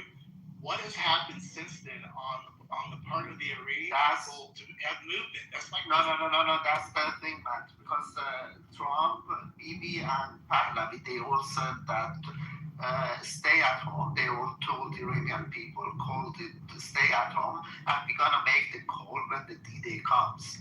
So they wait. He's working with Israel and U.S. Yes, they're already working with him. But Trump said that there was reports that came from the White House that they were actually disencouraged by the lack of revolution from the Iranian people. I did see also what they're saying, that they were told to stay at home. The question for obviously the pro. Well, I mean, the question was for me, and I didn't get to respond though. So should I respond? Just one sec. Wait, Jack, just let My her question. real quick, Jack. Just real quick. It goes to your question though, Matt. It goes to what But does you're the not even revolution? Iranian. Why do you have What to is the talk for us? revolution? What Jack, does the revolution look Jack, like? you're Like an what happens? Arab. What are you guys gonna do? You're You're an gonna come on the Arab street and do what? Okay, let her Why do you have to talk for us? Hold on. Bro. Can you sit this one out? I'm an Like, why do American, you have to talk nonsense? Okay, so I can answer your question, Matt, whenever you're ready. You do both our questions. Go ahead. So if we're talking about Iranians inside Iran, the key point is that Reza Pahlavi has consistently come out as the most recognized and most supported oppositional figure across every indicator that we have. And now I'm going to answer the question honestly. The reason the data isn't perfectly clean is obvious. It isn't an open society. You have censorship. You have the first internet blackout across an entire nation of 90 million fucking people. So there's real risks for people expressing their political views. And the fact that people even did do that and consistently showed up and are listening and were viewing his YouTube up until the shutdown and millions of views up into the point of the protests. And the fact that Iranians have been plugging in inside the country to the radio, to the broadcast networks that they have, the satellite channels that they have. The viewership data that we see on that is extremely high in the pockets and moments that Iranians actually have access to information due to the information and internet blackout that exists. So that, so you're not going to get some Western style polling, but that's exactly why the signals that that you see emerging on social media and Twitter, you need to understand where Iranians have an actual access to the outside world. In those little pockets that they do have access to the outside world, it's very clear that there's one signal that consistently emerges and matters more than the others. You hear protest chants, you hear one name that's being said, and it's circulating despite the suppression that's happening in Iran. So when his name continues to show up inside Iran under those conditions, that's not artificial, that is organic support. So no one is going to say an entire population has unanimous support around one figurehead, but in a constrained environment, when we as Iranians see that he has hit critical mass as far as support goes, as far as his ability to be recognized both inside and outside the country as an opposition leader. Well, to add on what Rory was saying, so there was an actual statistics that about Reza Pahlavi, and before the blackout, his average video was receiving 60 to 70 million views. Once the blackout took place, it dropped to 3 to 5 million, which goes to show you that majority of the support and the views were coming from inside Iran.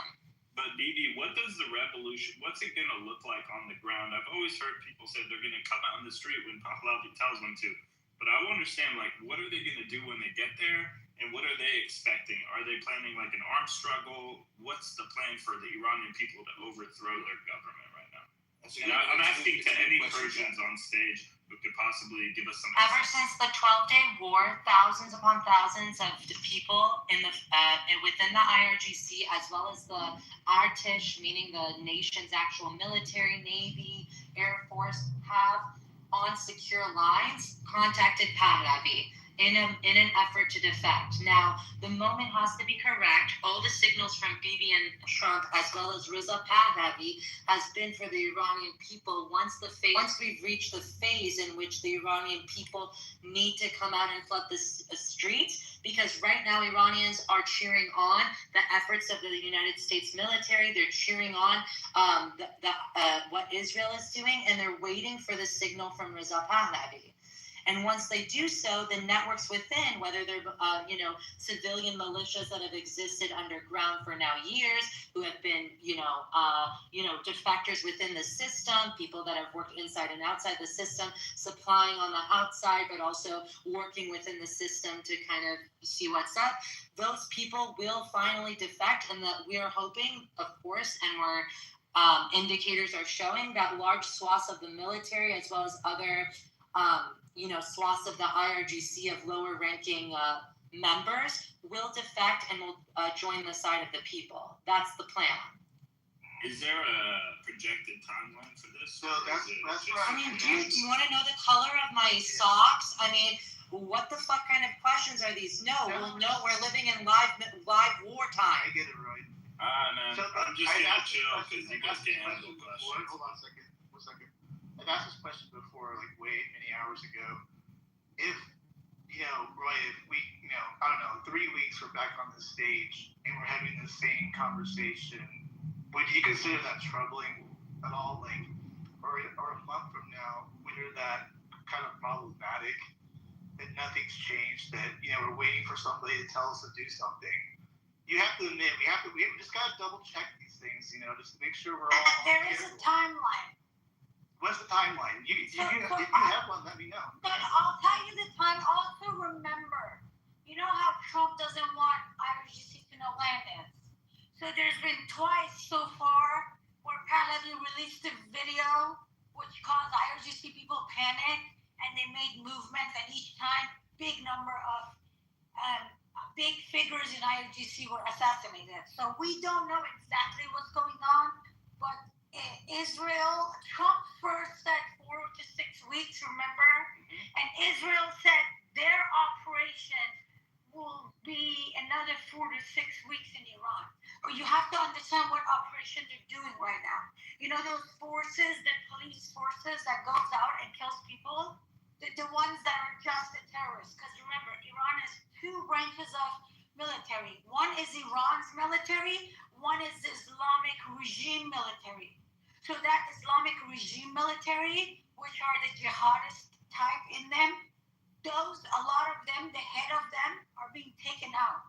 Right now, they're actually attacking those checkpoints. So what Israel is doing is they're taking, not Israel alone, with U.S., they're taking out those forces who have the guns, who were killing 50,000 people like that. Is that special ops, Sarah? Because I need to know if those are boots on the ground, in your opinion. I think that is pretty much what the boots on the ground is doing exactly. So it is possible for this revolution to happen. It is possible for it to happen. Listen carefully. I'm not saying it is happening because of this. It is possible for it to happen without boots on the ground because they have a lot of drones that are actually working as soldiers on the ground. Does that make sense? But they're trying to take some of them out. Even for yesterday or the day before when it was Charsham Masuri, it's a Persian holiday where people go and they do celebrate this the last Wednesday eve of the year. It's a Persian tradition. Even on that day, Pahlavi had to go out and celebrate, but they were specifically asking people not protesting, do not protest, because they want to weaken this regime. So look, it's on America's benefit for IRGC to be gone. It's in Israel's benefit to be gone. And now we're at a point in history where Iranian people did try to topple the regime and they killed 50,000 people.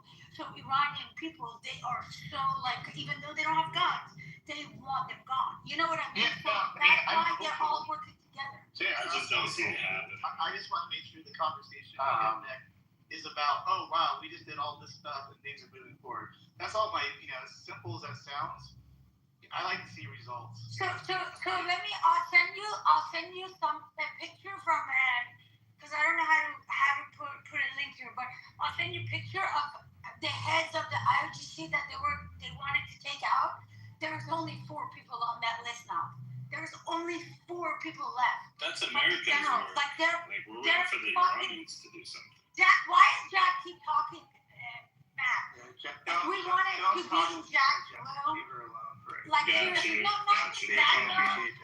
Matt, why is he having opinion? Why is it Jack versus the rest of the room? Holy shit, that's not even the case. God damn. It is the case, Pepe. That's how it feels for us. But Matt, there's only 4 people. There's only 4 generals right now that are on. All of these major positions, they're supposed to have a general.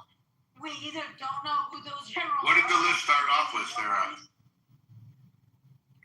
They're either nobodies or. How many did the list start off with, Sarah?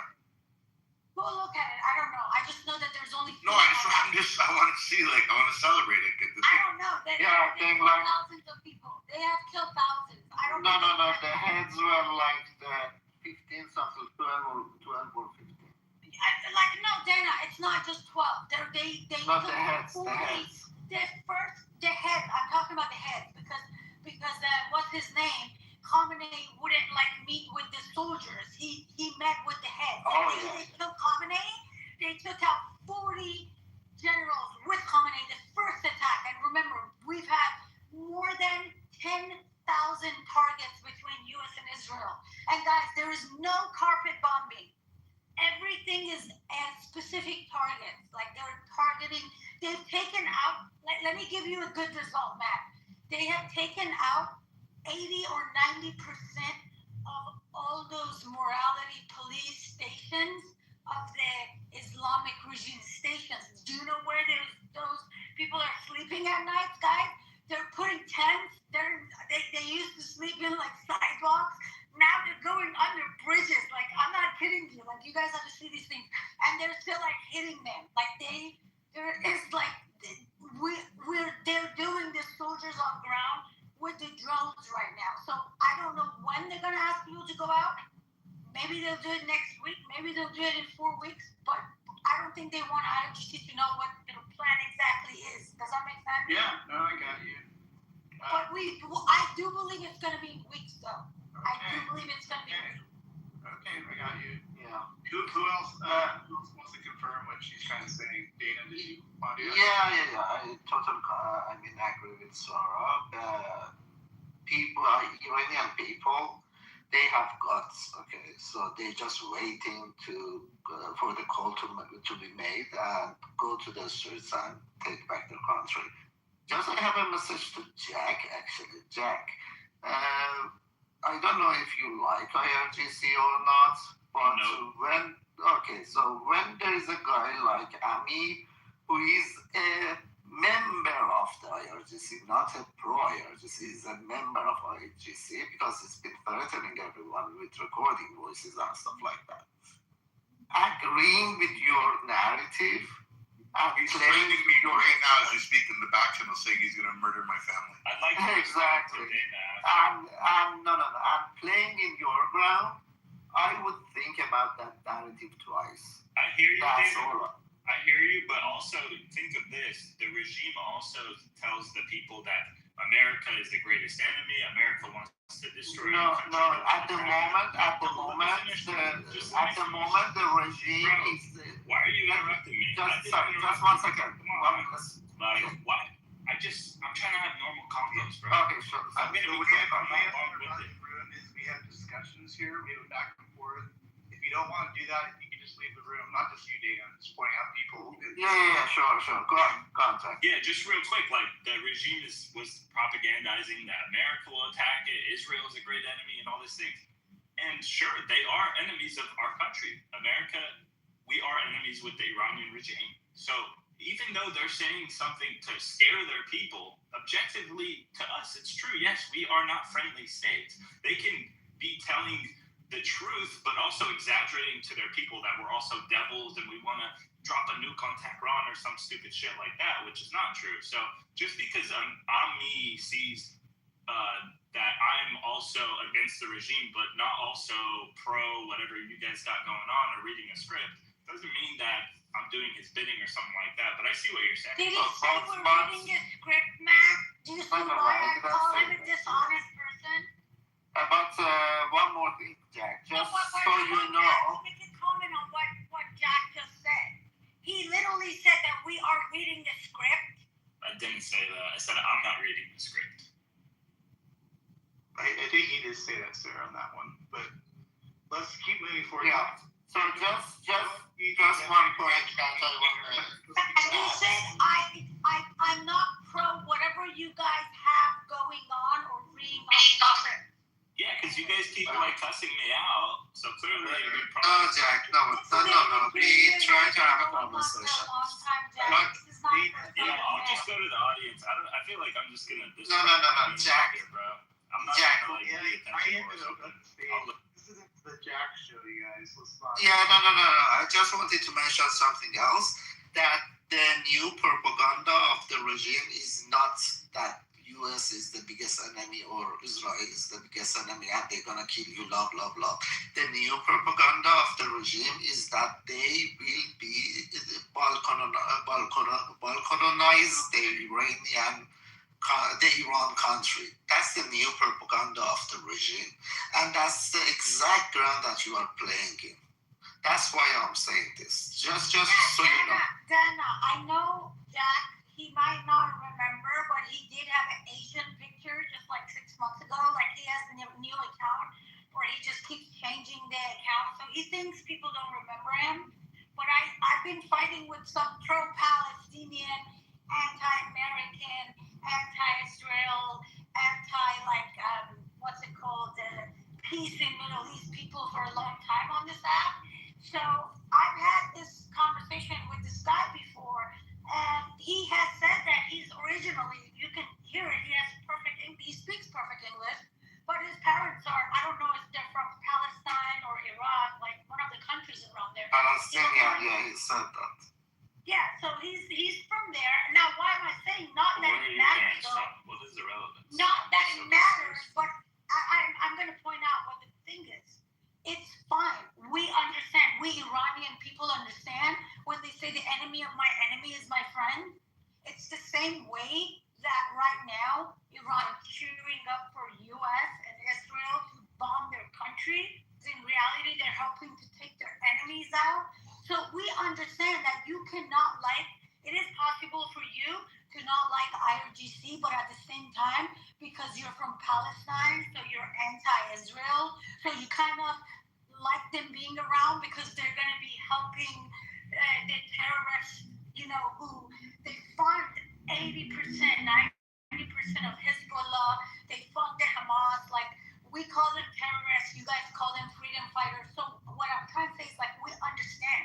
And that's why I think as someone who's Palestinian, who's whether they like IRGC or not, most of Palestinians, they do want IRGC around, not because they're pro-IRGC, but because IRGC is helping them in their movement and issues with Israel. So I understand that, but at the same time, I don't think you should be the one voice that constantly talks about Iran.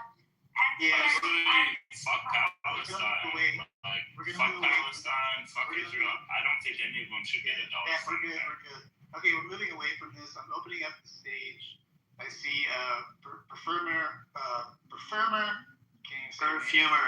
I make perfume. The Canadian. Yeah. Matthew, can I ask you? You had said a few hours ago that you compared Bibi's leadership of Israel and Trump's leadership of America as comparable to Iran's leadership, that they were all foul. Who said that? You said that. Yeah. You said they were all bad leaders. Yeah. I'd like to know. Perfumer. Yeah, perfumer. Do you want to clarify that at all, perfumer? Right. Sure. I do have a subject after this. Yeah. So, if it's my opinion, obviously the IRGC is much worse, and I believe that Bibi is much worse for his Trump is for America. But I don't find any of their leadership to be super helpful or friendly towards their own countries. So what I mean to say is, the United States always has enough money for war. But why don't you guys have healthcare, man? Honestly. And you guys have, okay. Another thing is depending on the area, right? Look at here, 40% action. Right. So what I'm meaning to say is that I believe that in each one of these governments, people at the very, very top are looking out for themselves. I think Bibi Netanyahu is constantly at war with his neighbors and everyone else because he just wants to stay in power. I don't know, maybe you disagree with me, that's fine. What you're saying is disingenuous. So just you find it it's not disingenuous. It's how It is. Well, I mean, no one cares how you feel. We care about the facts. We don't. They asked for my opinion. I honestly don't care what you feel. I'm gonna ask my opinion. So Matt asked you to verify it. So there you go. Matt, I just want to make sure I understood what I said. Okay, now what's going on, man? Go ahead, jump in. What's up, buddy? How are you? Hey, thanks for doing this. Hey, so is your premise that because we don't have universal health care, in which everyone pays a ton of money and may have to wait months to get a specialist or whatnot, you believe that Trump is not a good leader because we don't have that? When it's not the president who does that, it's the Congress that does it and passes a law. Is that your premise? No, my premise is it's more than that. I believe that Donald Trump hardly see in mind trying to make you guys a better country for the average American. So I don't think so. Can you give an example of something he did that made it worse? Sure. A very clear example. So he had lost the elections. When was it? In his first term. It was counted and he lost. But instead of saying, okay, I lost, fair game, he refused to admit his loss because he is a narcissist. And the second order. Wait. Can I finish? Hold on, King. I'm not quite done. Let it happen. King, let it happen. I'm not quite done. And so he refused to acknowledge his loss, and this created further distrust of the political system in America. Now, whenever the citizenry of a country doesn't have a shared reality, whenever people lose faith in science, or if they lose faith in institutions, it drives the country towards, very bad and dark places. So that's one example of something where Trump was thinking about himself, and he was not thinking about second and third and fourth order consequences, or the people of the country. He was furthering distrust. Okay, so this is my question. Hold on, one second. Hold on, King. Cobra, answer my question. I was talking to King. Cobra. 1 second. They're just kind of having a back and forth. Oh, okay. Okay, you know what, man? Yeah, my bad. I'm gonna get out the way because Go ahead, King. So, Reformer, what you're saying, it sounds like is, it sounds like you're neglecting every other time that for example, Nancy Pelosi claims that the election was illegal of George W. Bush. She claims that it was, she's so distrust in the electorate. You can look it up. It's on C-SPAN, not anywhere else, on C-SPAN. And she talked about it. There was riots and picketing saying that George W. Bush was illegally elected after the election with us. I guess your belief is that all of these people, have so distrust in our country, and both political parties have done it. If your view is only Donald Trump has done it, then that's disingenuous, number one. Number two, you didn't really. Can I reply to that one? No, I mean, you made me wait till you finished, right? So. Right. So, my apologies. Right. So, I wouldn't mind you interrupting, but if you let me do that, we can have a back and forth conversation. But anyway, so in the second.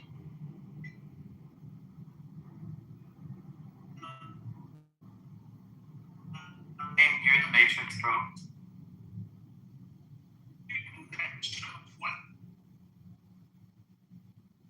come out the Matrix because Yeah, Matt, have him respond while I go out the Matrix. All right. So to your first one, am I suggesting that Trump is the only politician that acts selfishly? No. But your question was specifically, please tell me, give me an example of Trump. That's why I gave an example of Trump. No. So hold on. To be fair, that wasn't my question. So now you're lying. I never said, is Trump the only politician that acted? Anyone hear me say that? No, you asked me specifically to give an example of Trump doing something. Don't gaslight. You gave an example. Didn't you answer that question? So hold on. You asked, your exact words were this. I said to you, you said, Donald Trump has done things that didn't act in the benefit of his citizens. Yes. And then you responded saying he's so distrusting our elections, and anyone who does that doesn't have a focus or a care for the citizenry. And then I said, well, okay, if Donald Trump did that, and then that means that others who did the same thing on the other side, the other political party, including Barack Hussein Obama, who also talked about George W. Bush, look at his campaign in 2008, his election being circumstantial, okay, and saying that everyone was upset and believes that that wasn't done correctly. All of them also sow distrust in our economy. So if your view is that both sides, I agree with you. Okay, so you agree. Good. All right, so we're on the same page with that. I have no qualms on that if you're going to be consistent in that. So it's not only Donald Trump. I always try to be consistent, bro. Yeah. Yeah. So. Yeah. So. I believe. No. I believe so. I always think in terms of principles. I think there's a tremendous number of in here in my country, in Canada too, to one degree or another. There's a group of people up here that don't have the best interest of people, their citizenry. And my basic stance is that I'm tired of like these billionaires and crazy people, dragging us into wars. That's my basic thing. Go on, Cobra.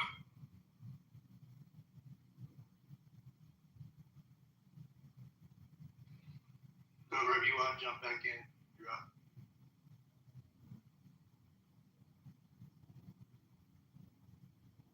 I'm afraid, Matt. I don't want to. But Matt, did anyone talk about? Oh, I guess Matt disappeared. He's on the phone. But I wonder if anyone talked in this room about some of the things Trump did in his first term and what he did in terms of,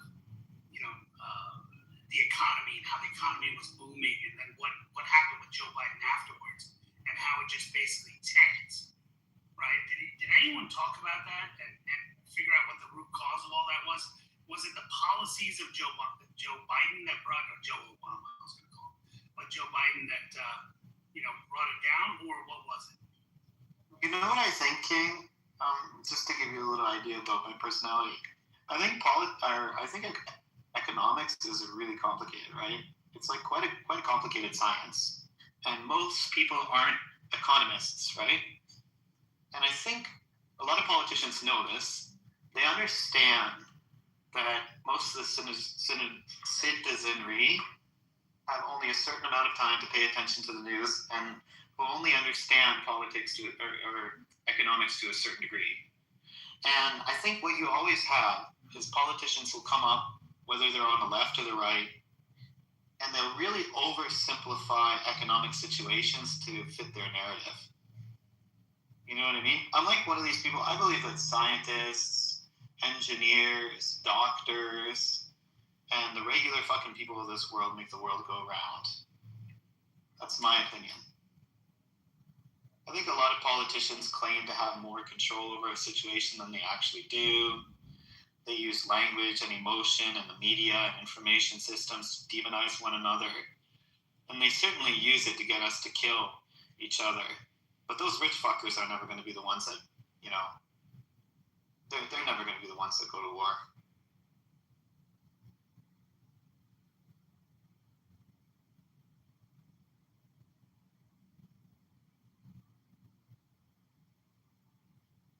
So, Matt, did you talk about Mark Wayne Mullen's testimony today and Rand Paul?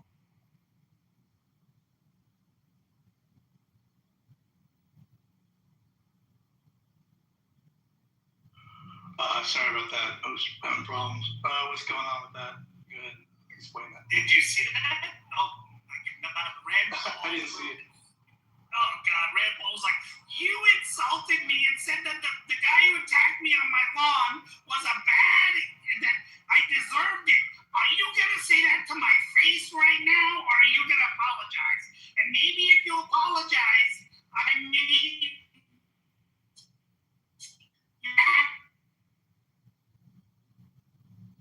it was like ridiculous. Yeah, but This it's thing, the worst president ever. Yeah. Yeah, I think Trump's the worst president. Can I be the villain? I feel like you guys are pro-Trump, right? Oh, I also agree. I think he's the worst too. Yeah. Like, dude, he is definitely trying to cover up the PDF files and causing all this ruckus and chaos. Let's be honest. What would you two cocks do if you were president? Well, if I was president and there was a war, Iraq trap that Israel set up. American. you know what I would have done? You know what I would have done? I would have secured the. You wouldn't have done nothing because you're not smart enough to become the president.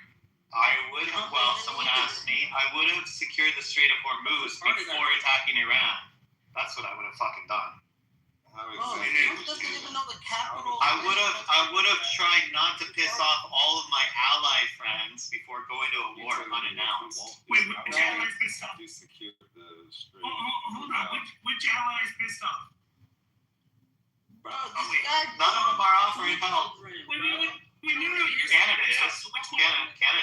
So which allies pissed off? Canada is. Denmark is. Oh wait, okay. Canada's gonna be the 51st state. So this is That's a good example of why people don't like Trump. Hold on. Denmark is, dude, you're a gaslighter. Just offered, you can see it. Said they're going to help the U.S. secure the Strait of Hormuz and supporting the United States. So, dude, this guy's a gaslighter. Oh my God, incredible. He's like making up stories that our enemies are, our allies are upset. What's up with bombing school children in Iran, though? Like, what's up with those type of mistakes? Like, I don't get it. Trump went into this war with zero fucking points. So now y'all care about kids, but y'all didn't care about kids with LGBT and cutting the dicks off, but now you care about LGBT. What? I'm still waiting for the example of the allies. The allies that are upset. England and Spain said they're not going to help out. So does that mean that stuff? No, did you read? Yeah, it is. That's what exactly it is. Is it okay? Can you prove it? Show me the ad where they say they're upset. Wait, what? Oh wait. What is that? He's saying that. I think it's common. I think it's common sense that. Anytime a person This guy doesn't get fetish with little girls. He likes effing them and he likes I'm just curious. So this guy's claim is that anytime a country refuses to get involved, it means that they're upset with another. Amazing. Why that is amazing. Why? I did not make that claim. I did not. So give an example of what proves that UK is upset. So the Prime Minister of the UK, I'll give you a better example. The Prime Minister of Germany said Trump started this war. Trump and Netanyahu started this war without telling anybody. It was an illegal war, and we're not going to follow them in. My assumption is that if Trump... Hold on. Tell me if this is a reasonable assumption or not. Will you allow me to land? You said UK. Will you allow me to land? Let him land. All right. If you don't want to have a conversation with me, then I won't. Hold on. Then be fair. Talk about UK. So admit that you were wrong about UK, and then we can talk about Germany. He can be right about UK, but I'll tell you something. Europe is done. They bend the knee to all these people, and now they're afraid of the sleeper cells that they have in there to fucking go against. Why is acting like restless? Calm down. So I'm simmer down. Why is he acting like it's not the United States of Israel Because they're all fucking and all our taxpayer money going to Israel, and they're living for free. They're living for free, building their family homes. Hold on. You got foxy. You want to argue? Restless, you're a smart person. Let's see how educated you are. Let's see. Let's show everybody how smart you are. Who's living for free? Are you telling me there's not Somalians. Are you telling me they're not? Are you telling me they're not? You're telling me they're not? You made a statement. Who's living for free? Say it. Israeli settlers in the different regions of the occupied area. Where's the Israeli settlers? You're educated. Yalla, where is it? I got you. Bear with me while you keep arguing with this clown. While you keep arguing with this clown, I'll ask you a specific question. Where Hey, guess what? I got Google, open it up. Hey, Zesty boy. I'll give you a minute. Go. Zesty boy, be quiet. Yalla, let's go. Google. Why you say it like that? Yalla. Go Google. Давай, yalla, блядь. I want to see. You think that oil will tell me? Yo, see, Google, tell me that. I want to form the one from Canada as the 50th. No, but Restless, you made it clear. You're Muslim. Okay, so you're retarded. But let's go. Go Google. Google's educated form. Israelis invented it for you to make your life easier. Oh, they did, right? You think they'll tell me everything? You think they'll tell me The everything? Jews invented Google for you to become smarter. Yalla. Guess what? Guess what? There's a lot of Restless. I'm letting you bring a fucking calculator right now. Alright, shut up then. Can you shut the hell up? You're loud. No, because you're not saying you should go. Shut up then. Shut up. You made a claim. Smart. Hey, can I have a minute? What's the hurry about? Because Right? Exactly. No reason to hurry about anything. Rafi, I know you don't have anything. Dude, Slow down. everybody knows that how things are getting settled on. Don't fucking What do you mean these are getting settled where? On their ass, on their fucking dicks, on their hands? we got it settled on. I your fucking question. We got a crypto Fucking Jew. Palestinian freedom fighter. Let's go. Are you a crypto Jew? You got fucking answer. Are you a crypto Jew? I'm a crypto Do everything. you even know what a crypto Jew is? I'm a Jew of everything. Alhamdulillah, I'm a Jew. You from Dubai?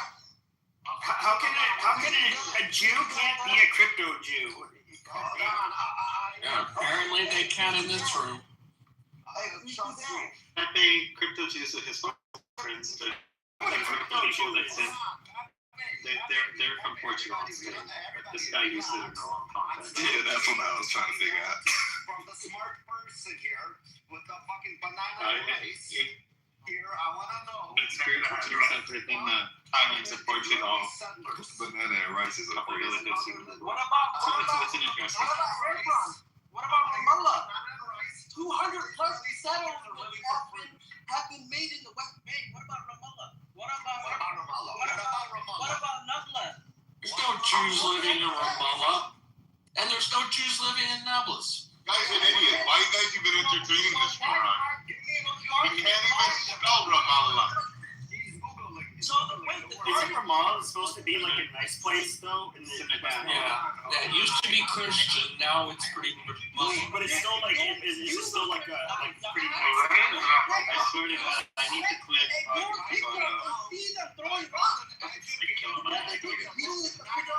Alright, this is boring. Honestly, I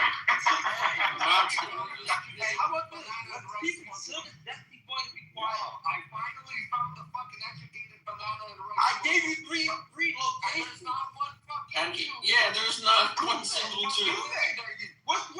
No, you have to prove it. You're making the claim, bud. Well, guess what? I did. You're not a I've been to Scum. I can tell you there's no Jews living there. yeah, but you have to prove that the intention that God is still alive. Do you think he's alive? You're a PDF file like Netanyahu. He might be dead. I'm talking to the Definitely Zesty wrong. guys. It's not like banana and rice. Listen, it's not like Hey, banana that's and it. rice. That's what sounds fine. It's like banana. And you get your potassium from the car. Let's have a different debate. Is Agent Netanyahu, is he still alive or not? Reckless, you're Are you hating on Dominicans? Drop the links below. Brazilians do it too. Brazilians do it too. What about Brazilians? What do we have to talk about Brazilians now? What's wrong So with why you hating on banana rice? You're a little zesty boy. I'm telling you, you're a little hipster. You're little for your fucking huge forehead. Hey, I actually Just got get small into your forehead. fucking brain. I'm not. I'm gonna teach you something. Change the topic. There's no living there. Brazilians don't eat Bro. rice. Is Netanyahu actually alive or not? There's not alive. I have a question. Who said if I You can't prove it, though. I got That's what I'm saying. Bro, the American Navy is so weak, they're asking fucking Denmark for help with the Strait of Hormuz. Yeah, so it's the Canadian Muslim document. Yeah, if America really wanted to destroy Iran, like there was huge buy-in for the war, we could absolutely fucking devastate that country. And you guys don't even know what they probably going to happen, Pepe. It's going to be false flag. Performer, you're ridiculous. So you're false flag, bro. The United States Navy can't do shit. That's why they're asking for help. Hey, performer, I'm still waiting for your example. So Viking, I don't know if you heard this.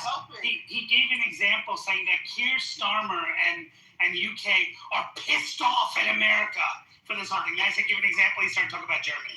Amazing. Somebody help me. Who's just trying? I don't understand why there's so many people like from Canada trying to tell us about our politics or fucking other countries about what Americans think or what our American foreign policy is. Especially since you guys live under the very blanket and freedom that we actually provide that allows you to get your cheap shit from China. You guys provide fucking shit all. You guys don't provide shit. You guys are exorcism. United States is a fucking. You guys are over talking. I can't hear everybody. Hold on, Pepe. And you're talking about Europeans that lost their fucking country. So all these alhamdulillah brought in and fucking started dictating to them how to live life. It kind of makes sense. Those countries from other are no countries. more. Yeah, maybe All you see is garbage bags walking around One at a time. everywhere. When you have It looks like New York. 7-country plan to bomb 7 different countries. What is fucking Move it down. It looks just like New York. Wait, is it far-fetched? Is it really far-fetched to think that if you bomb 7 countries, then you have this elaborate plan to take out 7 countries in the Middle East? Is it far-fetched to think that people want to seek refuge and live and breathe? What the fuck? You want to see your people are fucking seeking What the fuck? You fucking dick! There's never been. Scamming America, you guys are fucking scammers. Dude, where you from? Where you from? Where you from? I dare you. Where you from? The whole fucking You dare what? You dare what? You dare what? What do you dare, brother? You dare what? What are you gonna do, you fucking freak? What do you dare what? Listen, he's a. You're gonna try and threaten him? You dare what? You dare what? I can't even tell if that's a man or a woman. Not you, Robbie. This kid's trying to like threaten you. Bro, this guy has this super accent. Is that a man or a woman or a kid? That person might not even be 18 Fucking years child. old. We shouldn't even be allowed in this room. We gotta check their voter This ID. is on his fucking balls still. Restless. Yeah, we gotta check their voter ID. We gotta check the voter ID and make sure they qualify to be in the room. Yeah. Dial it down. What are we talking about? I was born 99 for the record. Okay, I mean, What are we talking about? I was just gonna say a prayer. It'd be like an exorcism, name Father, Son, Holy Spirit, taking out of these Jews and the evil out of these wicked Muslims. Never thought I would hear Pepe do. Matt, what we were talking, Matt, you want to know what we Hey, were talking where's the zesty guy from, bro? I want to laugh. Somebody tell me. So, Matt, we were talking. Go ahead. From a place you'll never come from, the Holy Land. Where you from? So, Matt, We gotta do like real Holy Land. Holy shit, this guy doesn't stop talking. Goyim, bro. Are we Goyim? so Matt, what we were. Super going. He's teaching you as cattle, guys. Holy crap. Okay. Not even cattle. A Alright. cattle with no. Bro, shut up. You look at everybody else, you're a goat. Relax. Stop. Goyim is What not do even you used. that? I don't want to hear. Go ahead, King. Go ahead. So, what we were talking about a few minutes ago before the room got derailed.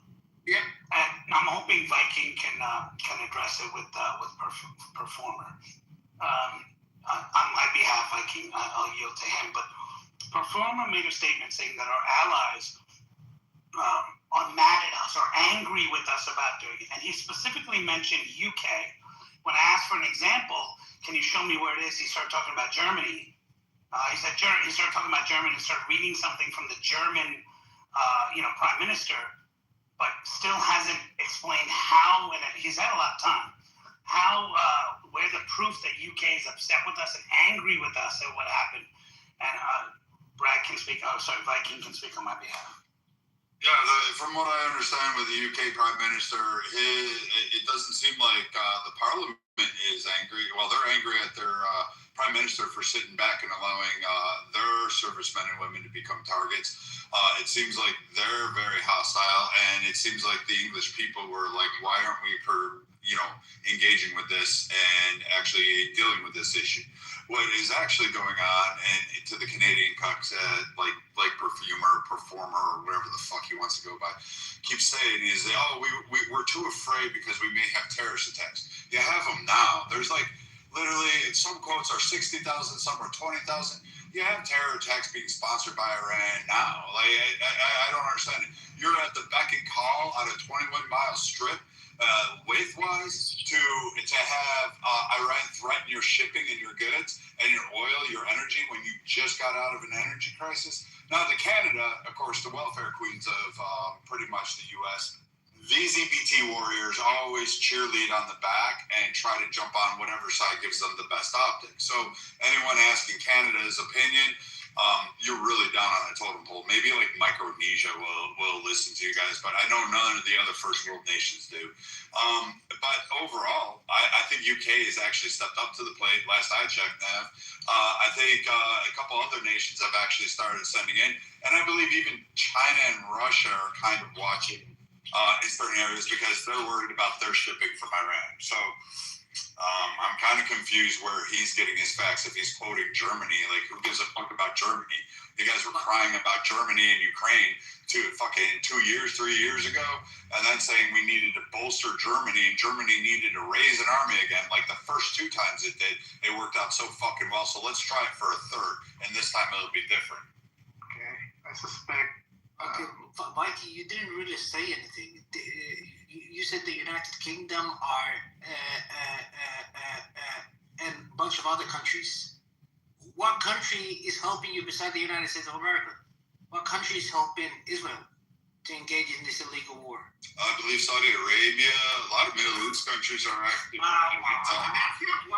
You guys keep throwing this word around. Saudi Arabia, like, Did he call it just illegal war? Yeah, what the fuck is illegal war? Can I know what's war and illegal? Because I want to know the difference between that. like Mike, he said Saudi Arabia. He was is where the opponents agreed to shoot the first shot together. I just want to know. Hey, we both go shoot on 3. No, 2. I love these people that speak so eloquently, so nicely. You guys are all fucking dumb cunts. Illegal means he's getting his ass kicked. Yes, the ones on the losing side might be screaming it's illegal. My question is, what's illegal? Matt, can you post the link? I just can't. I'm just curious. Last, you made that I statement. mean, like, are we confused about nations that were helping us, providing intel, like Jordan shooting down drones? Are we confused on that, or are you just too stupid to figure that out? How about UK and France? They're helping out. We have intel coming in from a lot of areas and regions. They're all helping. Dubai's promised intelligence that they have. So Dubai's getting bombed. What first? Okay, so first country nations. There's only one. It's the United States is the first world. The rest are second. Last. You finally spoke. Wait up. What's a legal war and what's an illegal war? You can unmic now again, not to look like a dumbass. Oh, I'm sorry. Continue talking to Mikey. Hold on. I'm sorry. I gotta apply to Performer. I should have provided this earlier. Provided the link. Just there's a link from Axios above. Just because he claimed that our allies are upset. If you scroll down the list, United Kingdom. After an Iranian drone struck the UK base in Cyprus, British Prime Minister authorized the US to use British air bases to... That sounds like a guy who's pissed off. Okay, let's go to the next one. France and Germany. Both EU powers initially called for return to negotiations, but opened up to the possibility of striking Iran after Iran strikes hit their personnel, including a German army camp in Jordan. German Chancellor Friedrich Merz visited the White House on Tuesday to discuss the conflict with Trump and actually praised Trump's efforts. Wow, these allies are really against us. And then it also says Azerbaijan, Cyprus is involved, Iraq is involved, in Lebanon, Jordan, Saudi Arabia, Oman, Bahrain, Kuwait, Qatar, United Arab Emirates, Israel, and United States are the countries. And a bunch of Iranian citizens too, by the way. Oh, you got France also participating in the operation. Yeah, clearly the United States is winning this war. I mean, it's my mistake. Well, again, like UK, so again, it sounds like the Canadians really don't know what's going on, and again, they should just. Yeah, I must be wrong. Canada's nothing. Canada's Look. I must admit I'm wrong. Canada or the United States is absolutely winning this war, no problem at all. You're being They don't need any help. Everything's under control. Everything's under control. Hold on. Perfumer, real quick. If Canada was to be invaded by, let's say, Iran for some reason, what would you ask us to come help you? I have to get this on right. They would get on their fucking knees and suck your dick twice over. Wait, hold on. I want to hear what he says. Do you want our help?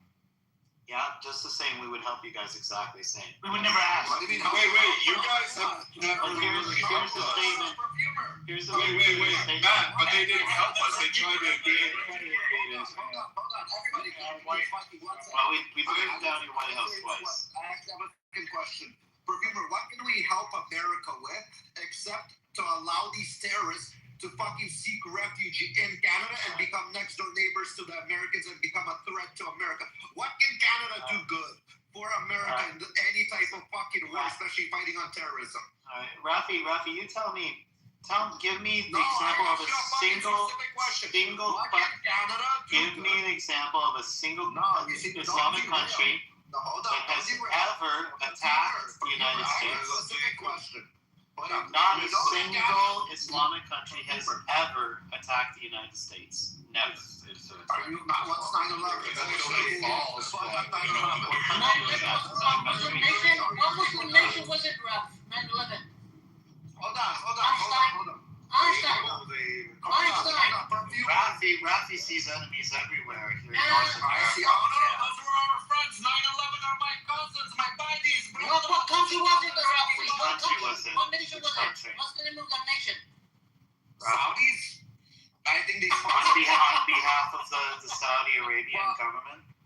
They did that. As I said, not a single Muslim country has ever attacked the United States. Not once. Everything else is narrative. Everything else is propaganda. It's all propaganda. You want to be smart? The pilots were Alhamdulillah laws that were fucking flying, taking their own lives like jihads. Do you ask you what nation have ever attacked America?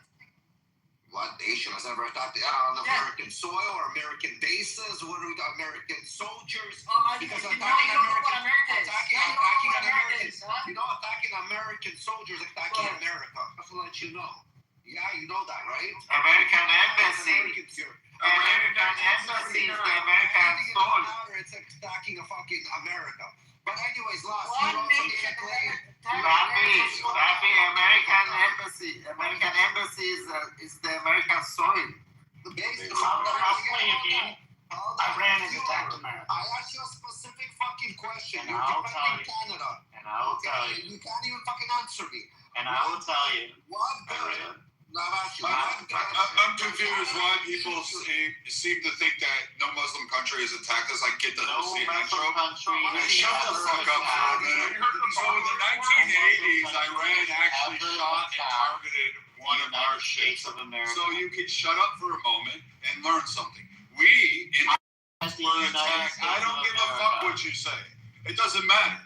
Hey, is our ships, our boats, are United States America? That is the United States. Our embassies are United States of America. Yes, we are. Embassies are Your fucking imagination. No, dude, you are retarded beyond words. Narrative control.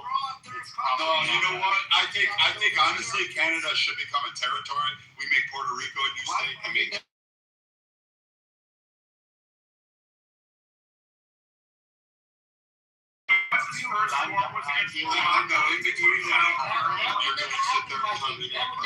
I'm dealing with reality.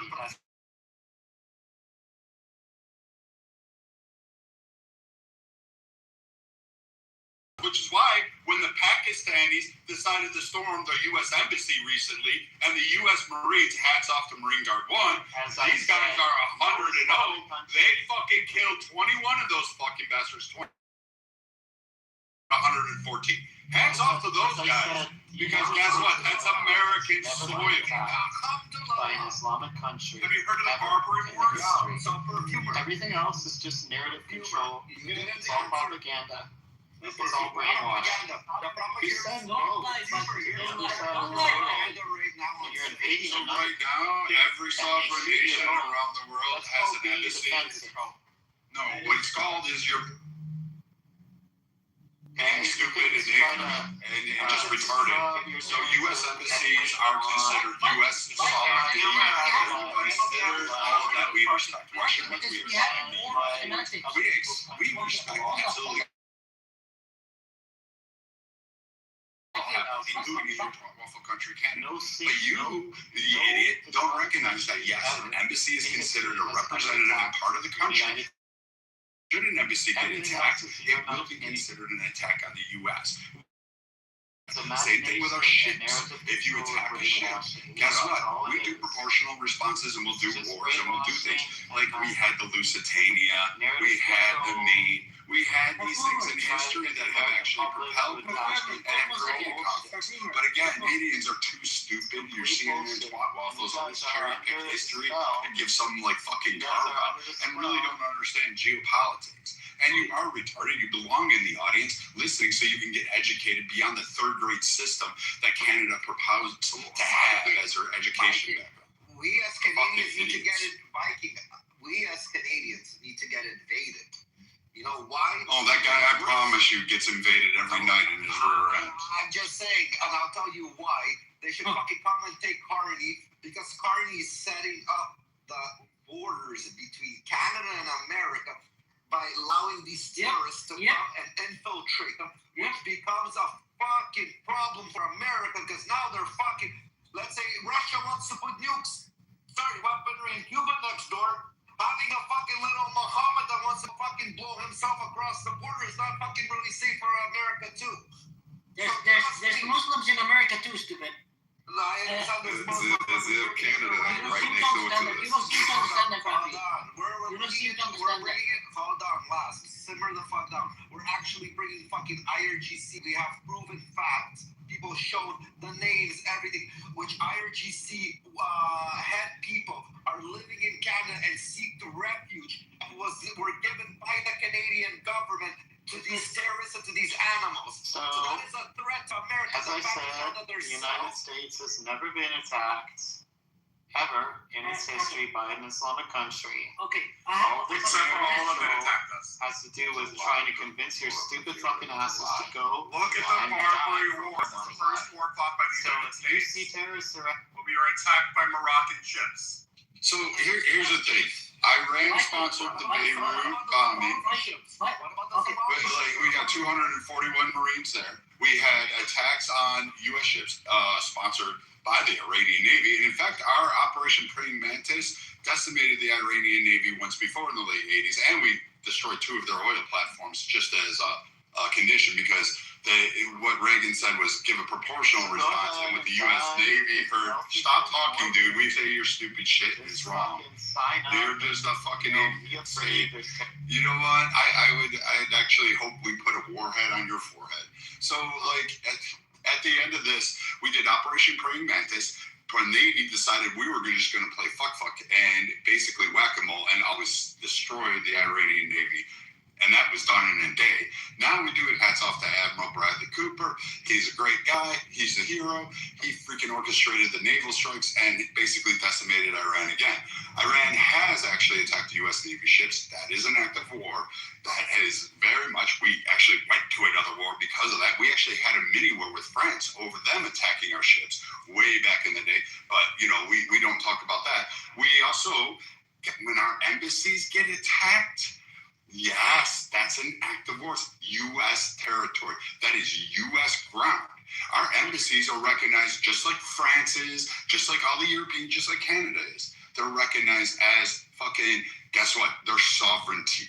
So yes, we have been attacked. What about Viking? What about American citizens abroad if they get attacked or something happens to them? Is that an attack on America or no? Everything's an attack on America. Everything that's attached, apparently attack on America.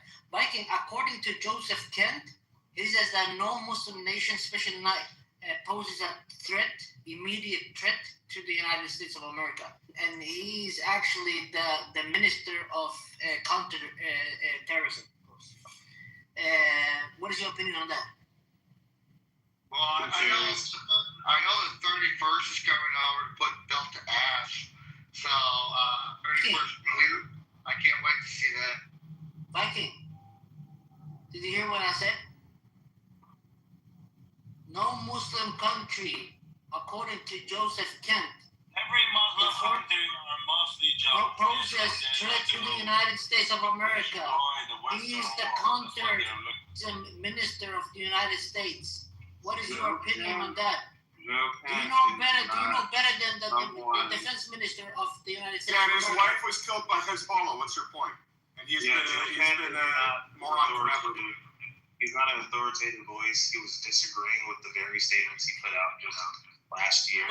So can you prove to me that Muslim country poses a threat to America? What Muslim country poses a threat to America? Hold on, let Dope. What are you gonna say? What were you saying? Joe Kent, just because decided to resign out of the blue after agreeing with Trump for 4 years, Iran was a threat to the U.S., is not an authoritative voice here. Okay. In what way Iran poses a threat to the United States? They sponsor terrorism. To the United States? They've sworn to destroy the U.S. for more than 40 to 50 years now. In what way do they destroy U.S.? What have they done to the U.S.? I don't know. Maybe it's 241 Marines that were killed in the Beirut air bombing. How about the fact that bombing one of our ships? Viking is speaking. Yeah, like I mean, you bombed one of the Iranians bombed Navy, whatever you want to call those guys, boats dressed up like ships. Bombed one of our ships in a port, and then we again decided to show them what whack-a-mole looks like. Let's see, they've attacked. They also kidnapped and took U.S. sailors out of the fleet and put them on their knees for display. So that's an attack. They also supported many embassies. Brad, give me 1 second. I'm just going to make this really, really, really fucking clear. If you people cannot have self-control, you continue to talk over Brad or anybody else on the stage, you're going to the fucking audience. Okay? It's not up for negotiation. It's not up for let's make a deal.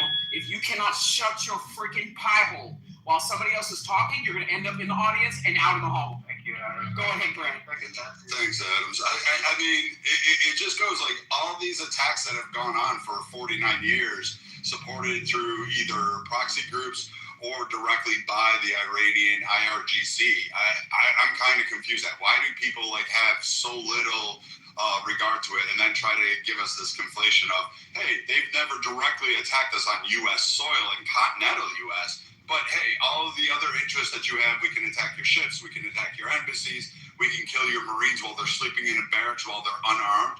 And if you actually go look at the Beirut one, those guards didn't even have magazines in their weapons. So, yeah, I mean, you've attacked the U.S. I don't know how else to tell you. Killing one of our Marines, I don't give a shit. That's a U.S. Marine. That alone is enough for me to go carpet bomb an entire country, in my perspective. You wouldn't want me to be president. Viking, I should like to know the Beirut incident is what ended up changing a lot of policies for the MSGs for Marine Corps. And I sat 2 times in a PowerPoint explaining how a new SOP and procedures going in with MSG work. So you're very valid. Nice to see you again, Steppy. And if you don't believe me, Steppy is a freaking Marine. Or you were a Marine, right? Or Army. I forget which branches you guys all pop into. I know so many of you on the tab. But so like a lot of this stuff isn't made up. Like I mean, we've been patient. We've collaborated. We put sanctions. We brought you with planes full of cash. We offered to bring you in the fold in Iran and the IRGC for those of you that are pro-Iran. This right now, this should have been done under Clinton, and Clinton wanted to do this stuff. And Hillary herself would have bombed you by now. Had she won the first term, Iran wouldn't be where it's at right now because Hillary had a tougher approach on Iran than even fucking Trump did. Yeah. Be grateful that Trump's not targeting infrastructure and actually going for the Bolton plan, which was basically just annihilate the entire country. Yeah, got you. So the war on Iran is illegal. This is not my opinion. This is the consensus. No UN Security Council. Who's determining it's illegal? Let me land my plane, please. Who determines legality? I will tell you. Just give me a second. I will tell you. No UN Security Council have given authorization for this war. For a war to be legal without self-defense. Our UN Security Council actually did by do the it. UN. The UN did not get approval from the UN. We don't need approval from the That UN. makes that illegal. This is Okay. widely seen as unlawful. So the under United international States does law. not agree with US the is a UN? part of international law. It doesn't matter. We don't, actually, we're not. We So it's separate illegal. ourselves. No, there is no illegality. The U.S. is not part of the fucking the ICC. We're not part of that. We actually affirm that. We abstain from it. We enforce it based on our whims. The U.S. is power. It is the empire. It is what it is. You are of the United Nations. No, we're not. Not in that construct. We represent at the UN, and yes, we sit on the Security Council. So it's No, it's not. We don't need the UN to declare war. It's not our Constitution. Our Constitution overrides any international agreement. Okay, are you dumb, Viking? Did you just ask if I'm dumb? Like, Yeah, Hold on. This is no longer productive. So this is why I don't invite people up that claim to know about international law as they're reciting it in broken English. So, Brad, I'm going to let you educate the room as to what for the United States to do what the United States is doing, and what governing agencies on the international state is tasked with holding the United States accountable. Because last time I checked, I don't think that there's any sort of requirement or check-in system that Donald Trump needs to check in with anybody on the international stage to do what he's doing. I think that it's kind of on the system that we're going to do what we want. None of you people in the Middle East have any type of weapons to come against us, and we're going to do what we want. So at the end of the day, what the fuck are you going to do about it?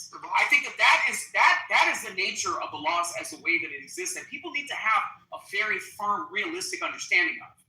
So Adams, another question: since when? Hey, Dr. Adams, I think you missed one part. We do what the fuck we want. Mechanism. They have no military body to enforce what they want to, and quite frankly, we wouldn't listen to them. Just like we don't listen to like the World Health Organization on shit. We don't comply. Even if the UN votes in a certain parameter, like we're the top. We sit there. They're like, what are they going to do? Yeah, they're not in charge of the Security Council, and the U.S. doesn't have. Brad, hold on. Let me just point this out to you. This is how dumb these illiterate monkeys are. Enslaving. Does anybody know the proper spelling of enslaving? And look at how this dumbass just wrote this in the chat. Like he doesn't need to come back up. He absolutely doesn't need to come back up. A conversation with somebody this drooling on the floor, stupid, is non-productive, especially if they're speaking in broken English. You know what? Where he understands, he beat. That's what he understands. He beat in his language. Yeah. And you have to understand one thing. Let me just say something really quick. America is in no position to ask anybody anything. When mommy and daddy make a decision, they don't go to their children Bingo. to do anything. This is mommy and daddy right now.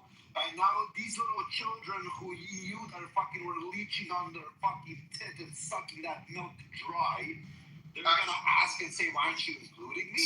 Are you fucking joking me? Who's the EU? Hold on, just a second. As long as you're getting an allowance from us, you don't get a fucking say. I was going to chime in, and I just want people to understand, when you're an alpha male, when you're alpha superiority on the waters, and when you have a fleet that is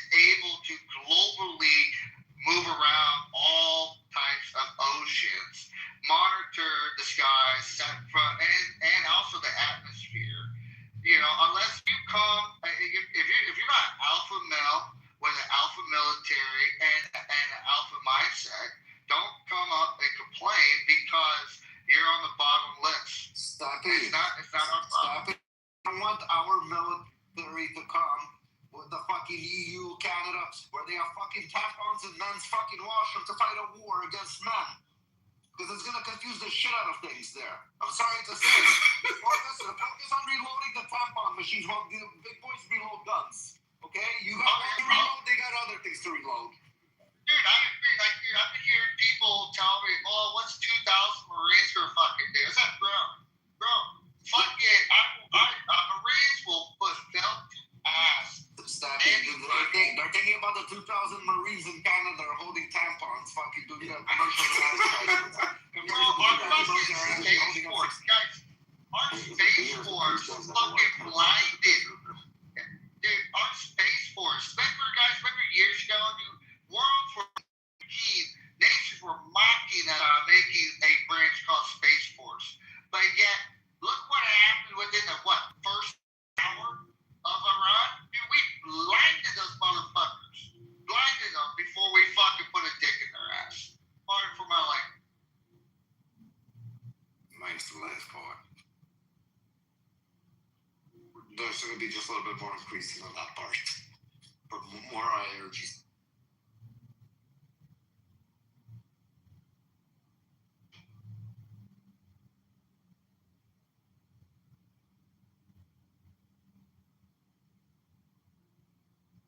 Are there any more crazy fucking Somalis, the banana and rice motherfuckers? No, I wish people would understand that the rest of the world doesn't dictate what the U.S. does. We're a maritime empire. We control the seas. We provide you with all that shit that you have in your home. Look at China. I don't care what country you're in.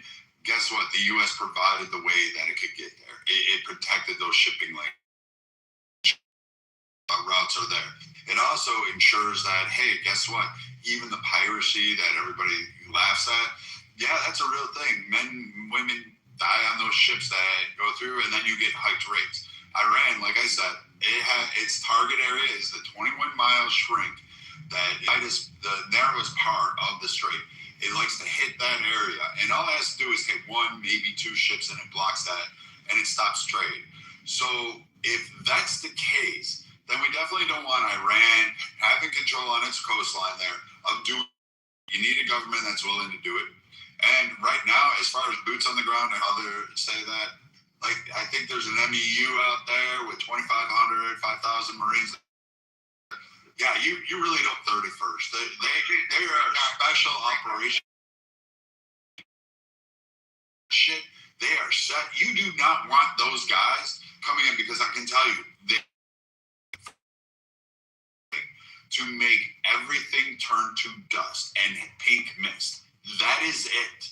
These guys are also investigated for the number of headshots they conducted in the Iraq War. Like, these guys don't play around. They are all about getting the done. Most profound way to make a statement, make that freaking message stay home. They do not play. So, you know, for those that are saying, like, what was an idiot saying the U.S. is weak and all this stuff. I mean, we did what China had in Venezuela in seconds. Hats off to the Space Force. Who knew what these guys were capable of? Now they're the scariest motherfuckers in it. And look at what they're doing. Like, they're scary as well. I just want to make an observation for the listeners when they said they were. Keep in mind, these guys had iron sights, that's no scopes, and they best headshots. By the way, they had scopes or ACOGs, all right? Those red dots. Think about that. The Marine Corps went in, and during the beginning, when I went in 2004, we had just iron sights. And so, yeah, no statement, just so you guys can be aware of. So let me ask y'all a question. So I keep hearing rumors about negotiation. So negotiation is off the table, correct? If it's on the table, who are you negotiating with? Negotiation with who and what about? Iran. Who are you going to negotiate with to end it?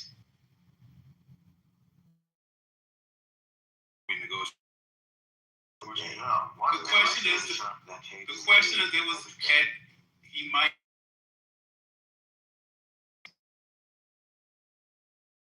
Probability, who is he going to negotiate with? So there's no negotiation. I'm just asking you guys. That's off the table, right? Anyone who will talk to him. Iran being forced to come to the table and say we surrender. As blunt as I can get. I don't know what negotiation you're talking about right now. Are you talking about sitting at the table and discuss about all the things from the last? Talk about, okay, so you got a couple of ways to end it, right?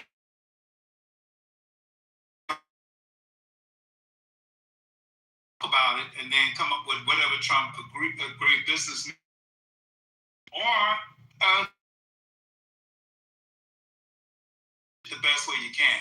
I'm just asking you guys, what do you think? How do you finish it? Well, how do you finish it? Negotiations with Iran is you asking me? Pretty much like Cuba is right now. Okay, let me tell you.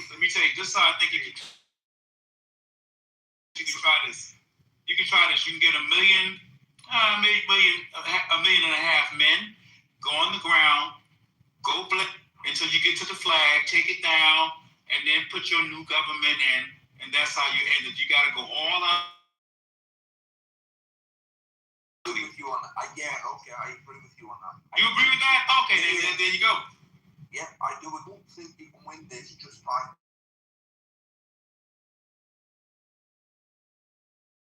Okay.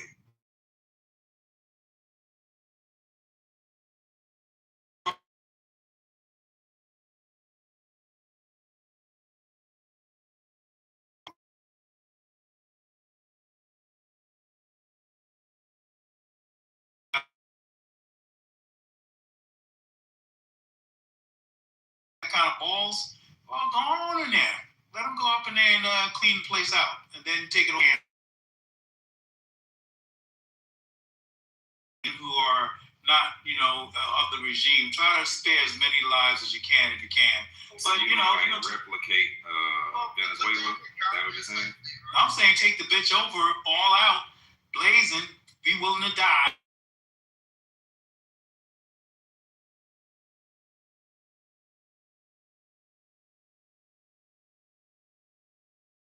Where the United States Marine Corps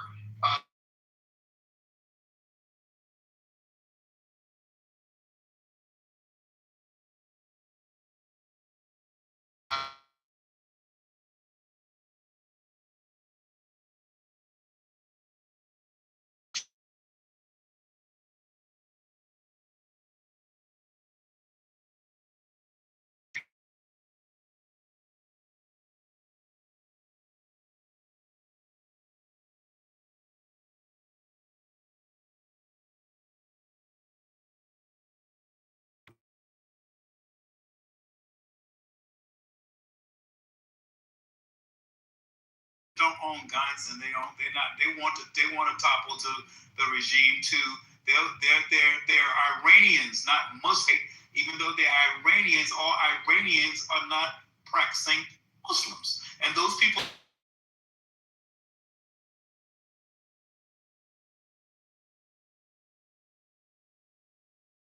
What they want, regardless of the religion or nationality.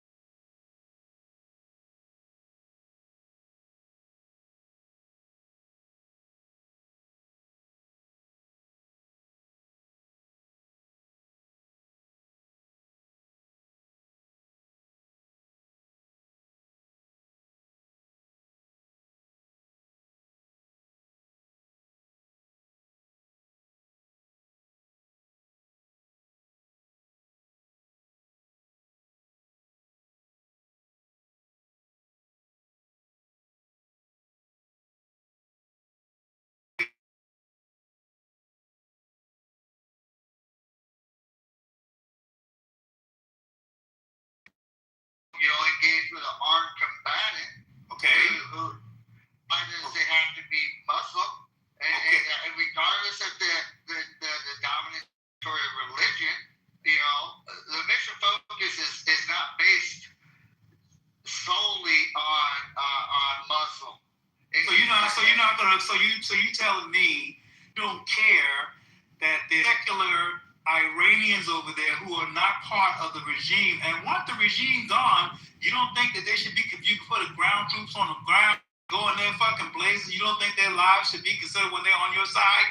The problem is the Americans have never been very good at that. What? Never been very good at differentiating. Excuse me. Let me. He understands what our gentleman just spoke. He gets it. So speak to what we're talking about. If the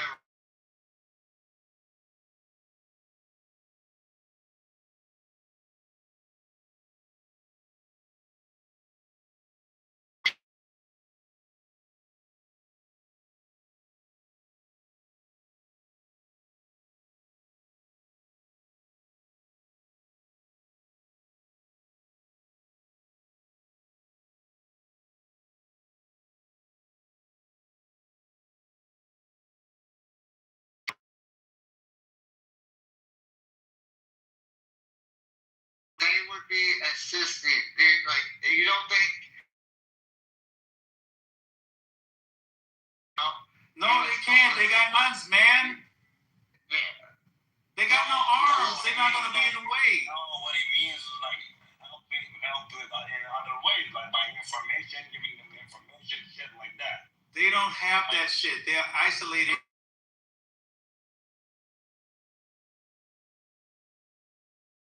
A lot of people, a lot of soldiers on the ground. They don't have to be. That's what he. So right now, the regime has total dominance over their entire existence. They have no intel. They have no they have no inside. They're not that's a false equivalency, bro. I know.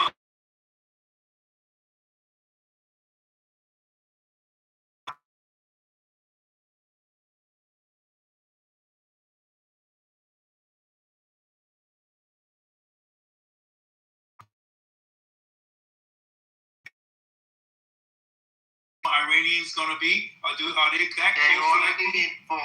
They already informed to get radios, and by radios they're gonna hear the news, and also I'm cutting them almost every day. So how long?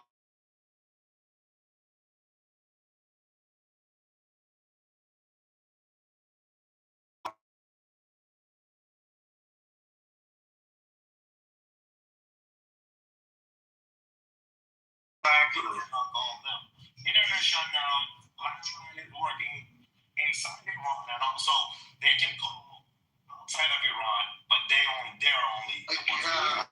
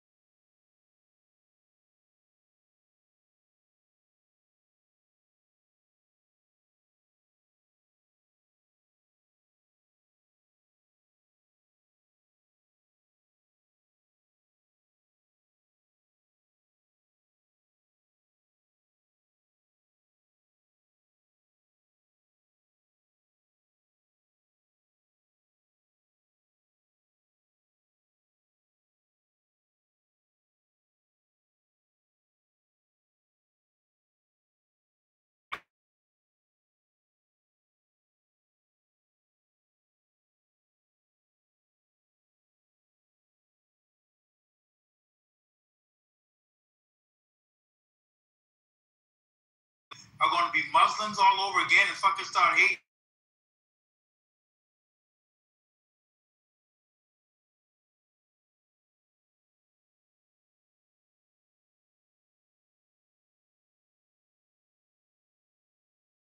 Iranians are not. Vast majority of Iranians are not. They're not Muslims, buddy. I know. They're not Arabs and they're not Muslims. They don't believe in religion. That butt shit. That's also right now that's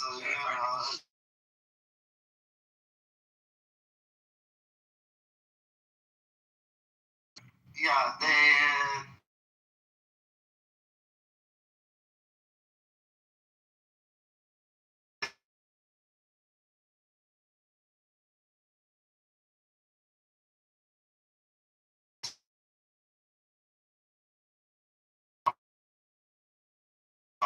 Anyway, so even nowadays, only Basiji marshals and IRGC forces are in the streets. All the normal people, Iranian people, are staying at home. Okay. So that's why Israel is what you call it, like attacking one special. I think Jonathan was good. Yeah. Nick still there? Yeah.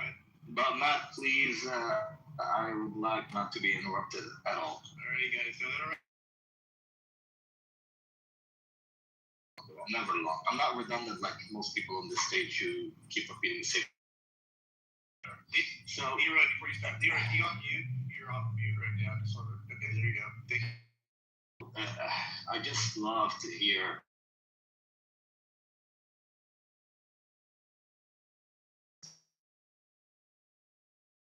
you don't know anything about anything. No. You could be from the region and still not know anything. So what you ought to be doing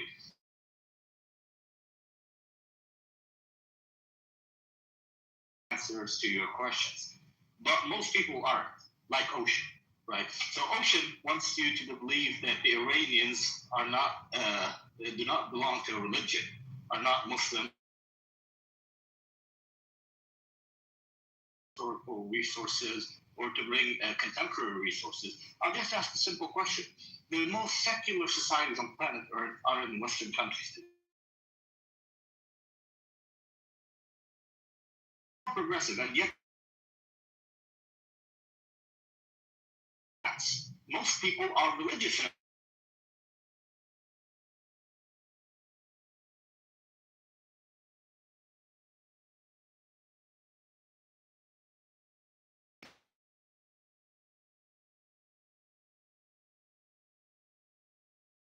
Which is a country that is a part and parcel of the Middle Eastern region that is known for its conservatism. All this, even China, not even China. No, don't interrupt. Shut your mouth. Not even China. China has a higher number of atheists than non-atheists. You just have to use common sense. Sometimes.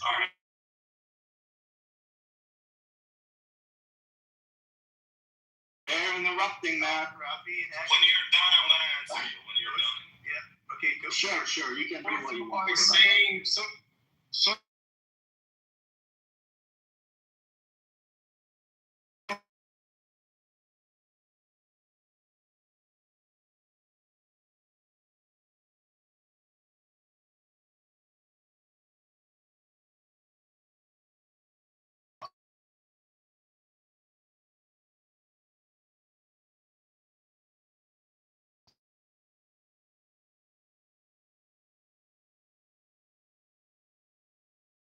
Scholars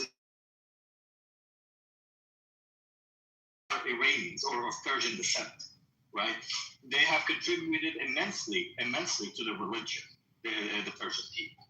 And 500 years ago, they converted from being Sunnis to being Shia. But what you have to understand is, number one,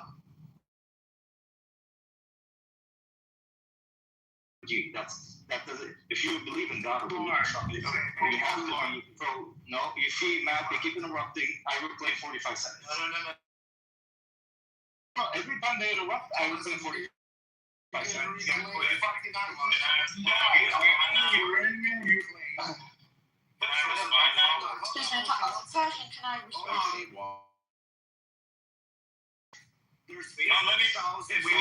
Rowdy, just let Prince finish.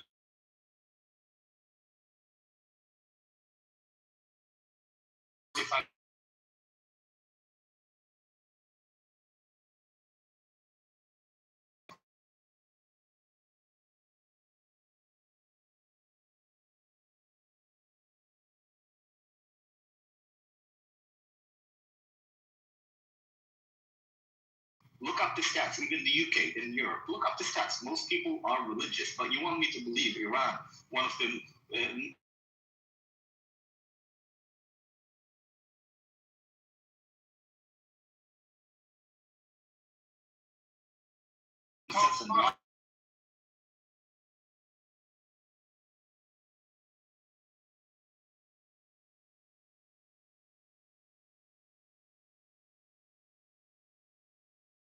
I reflect.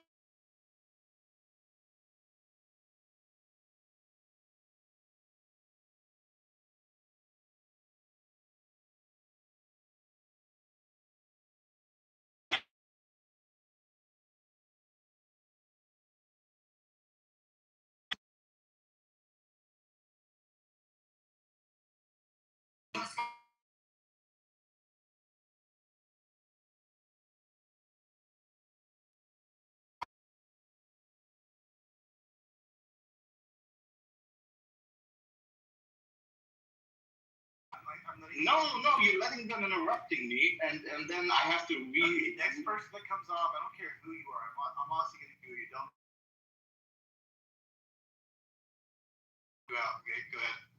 Yeah, exactly. And for people who are supposedly yearning to be free, you have to understand the meaning of freedom and let other people speak. Thank you very much.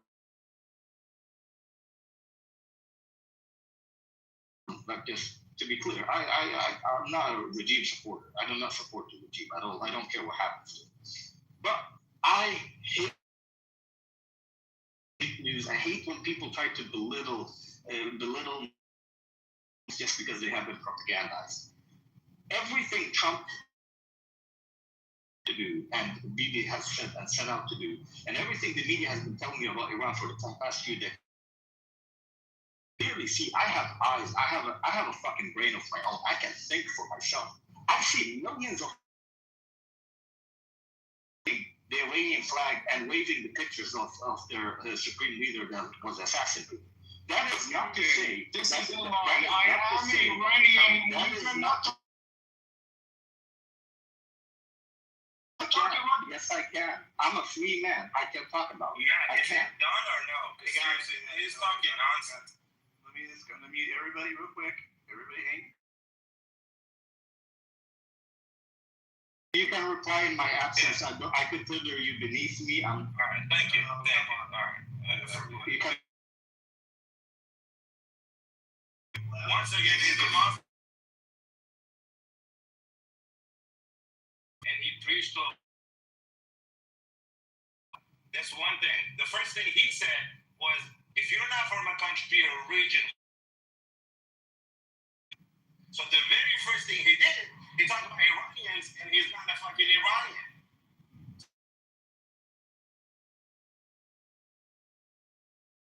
The mosque being closed in Iran. Why? Because Iran is one of the only fucking nations rejecting Islam in a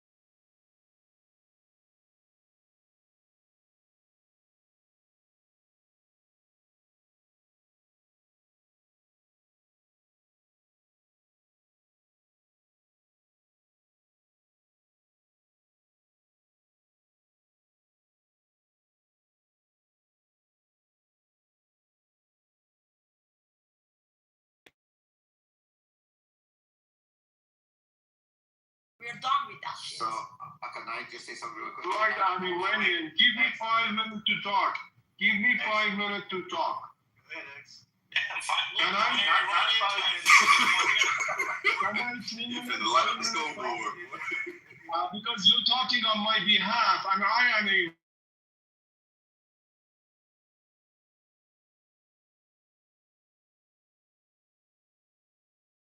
other's perspective, because see how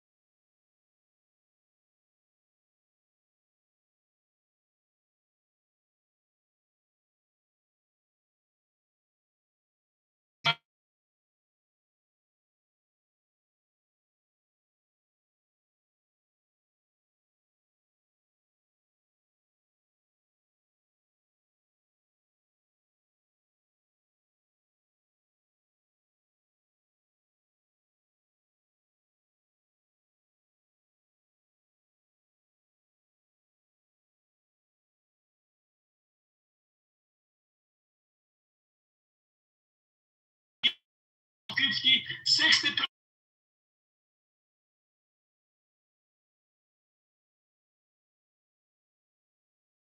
Minimum gain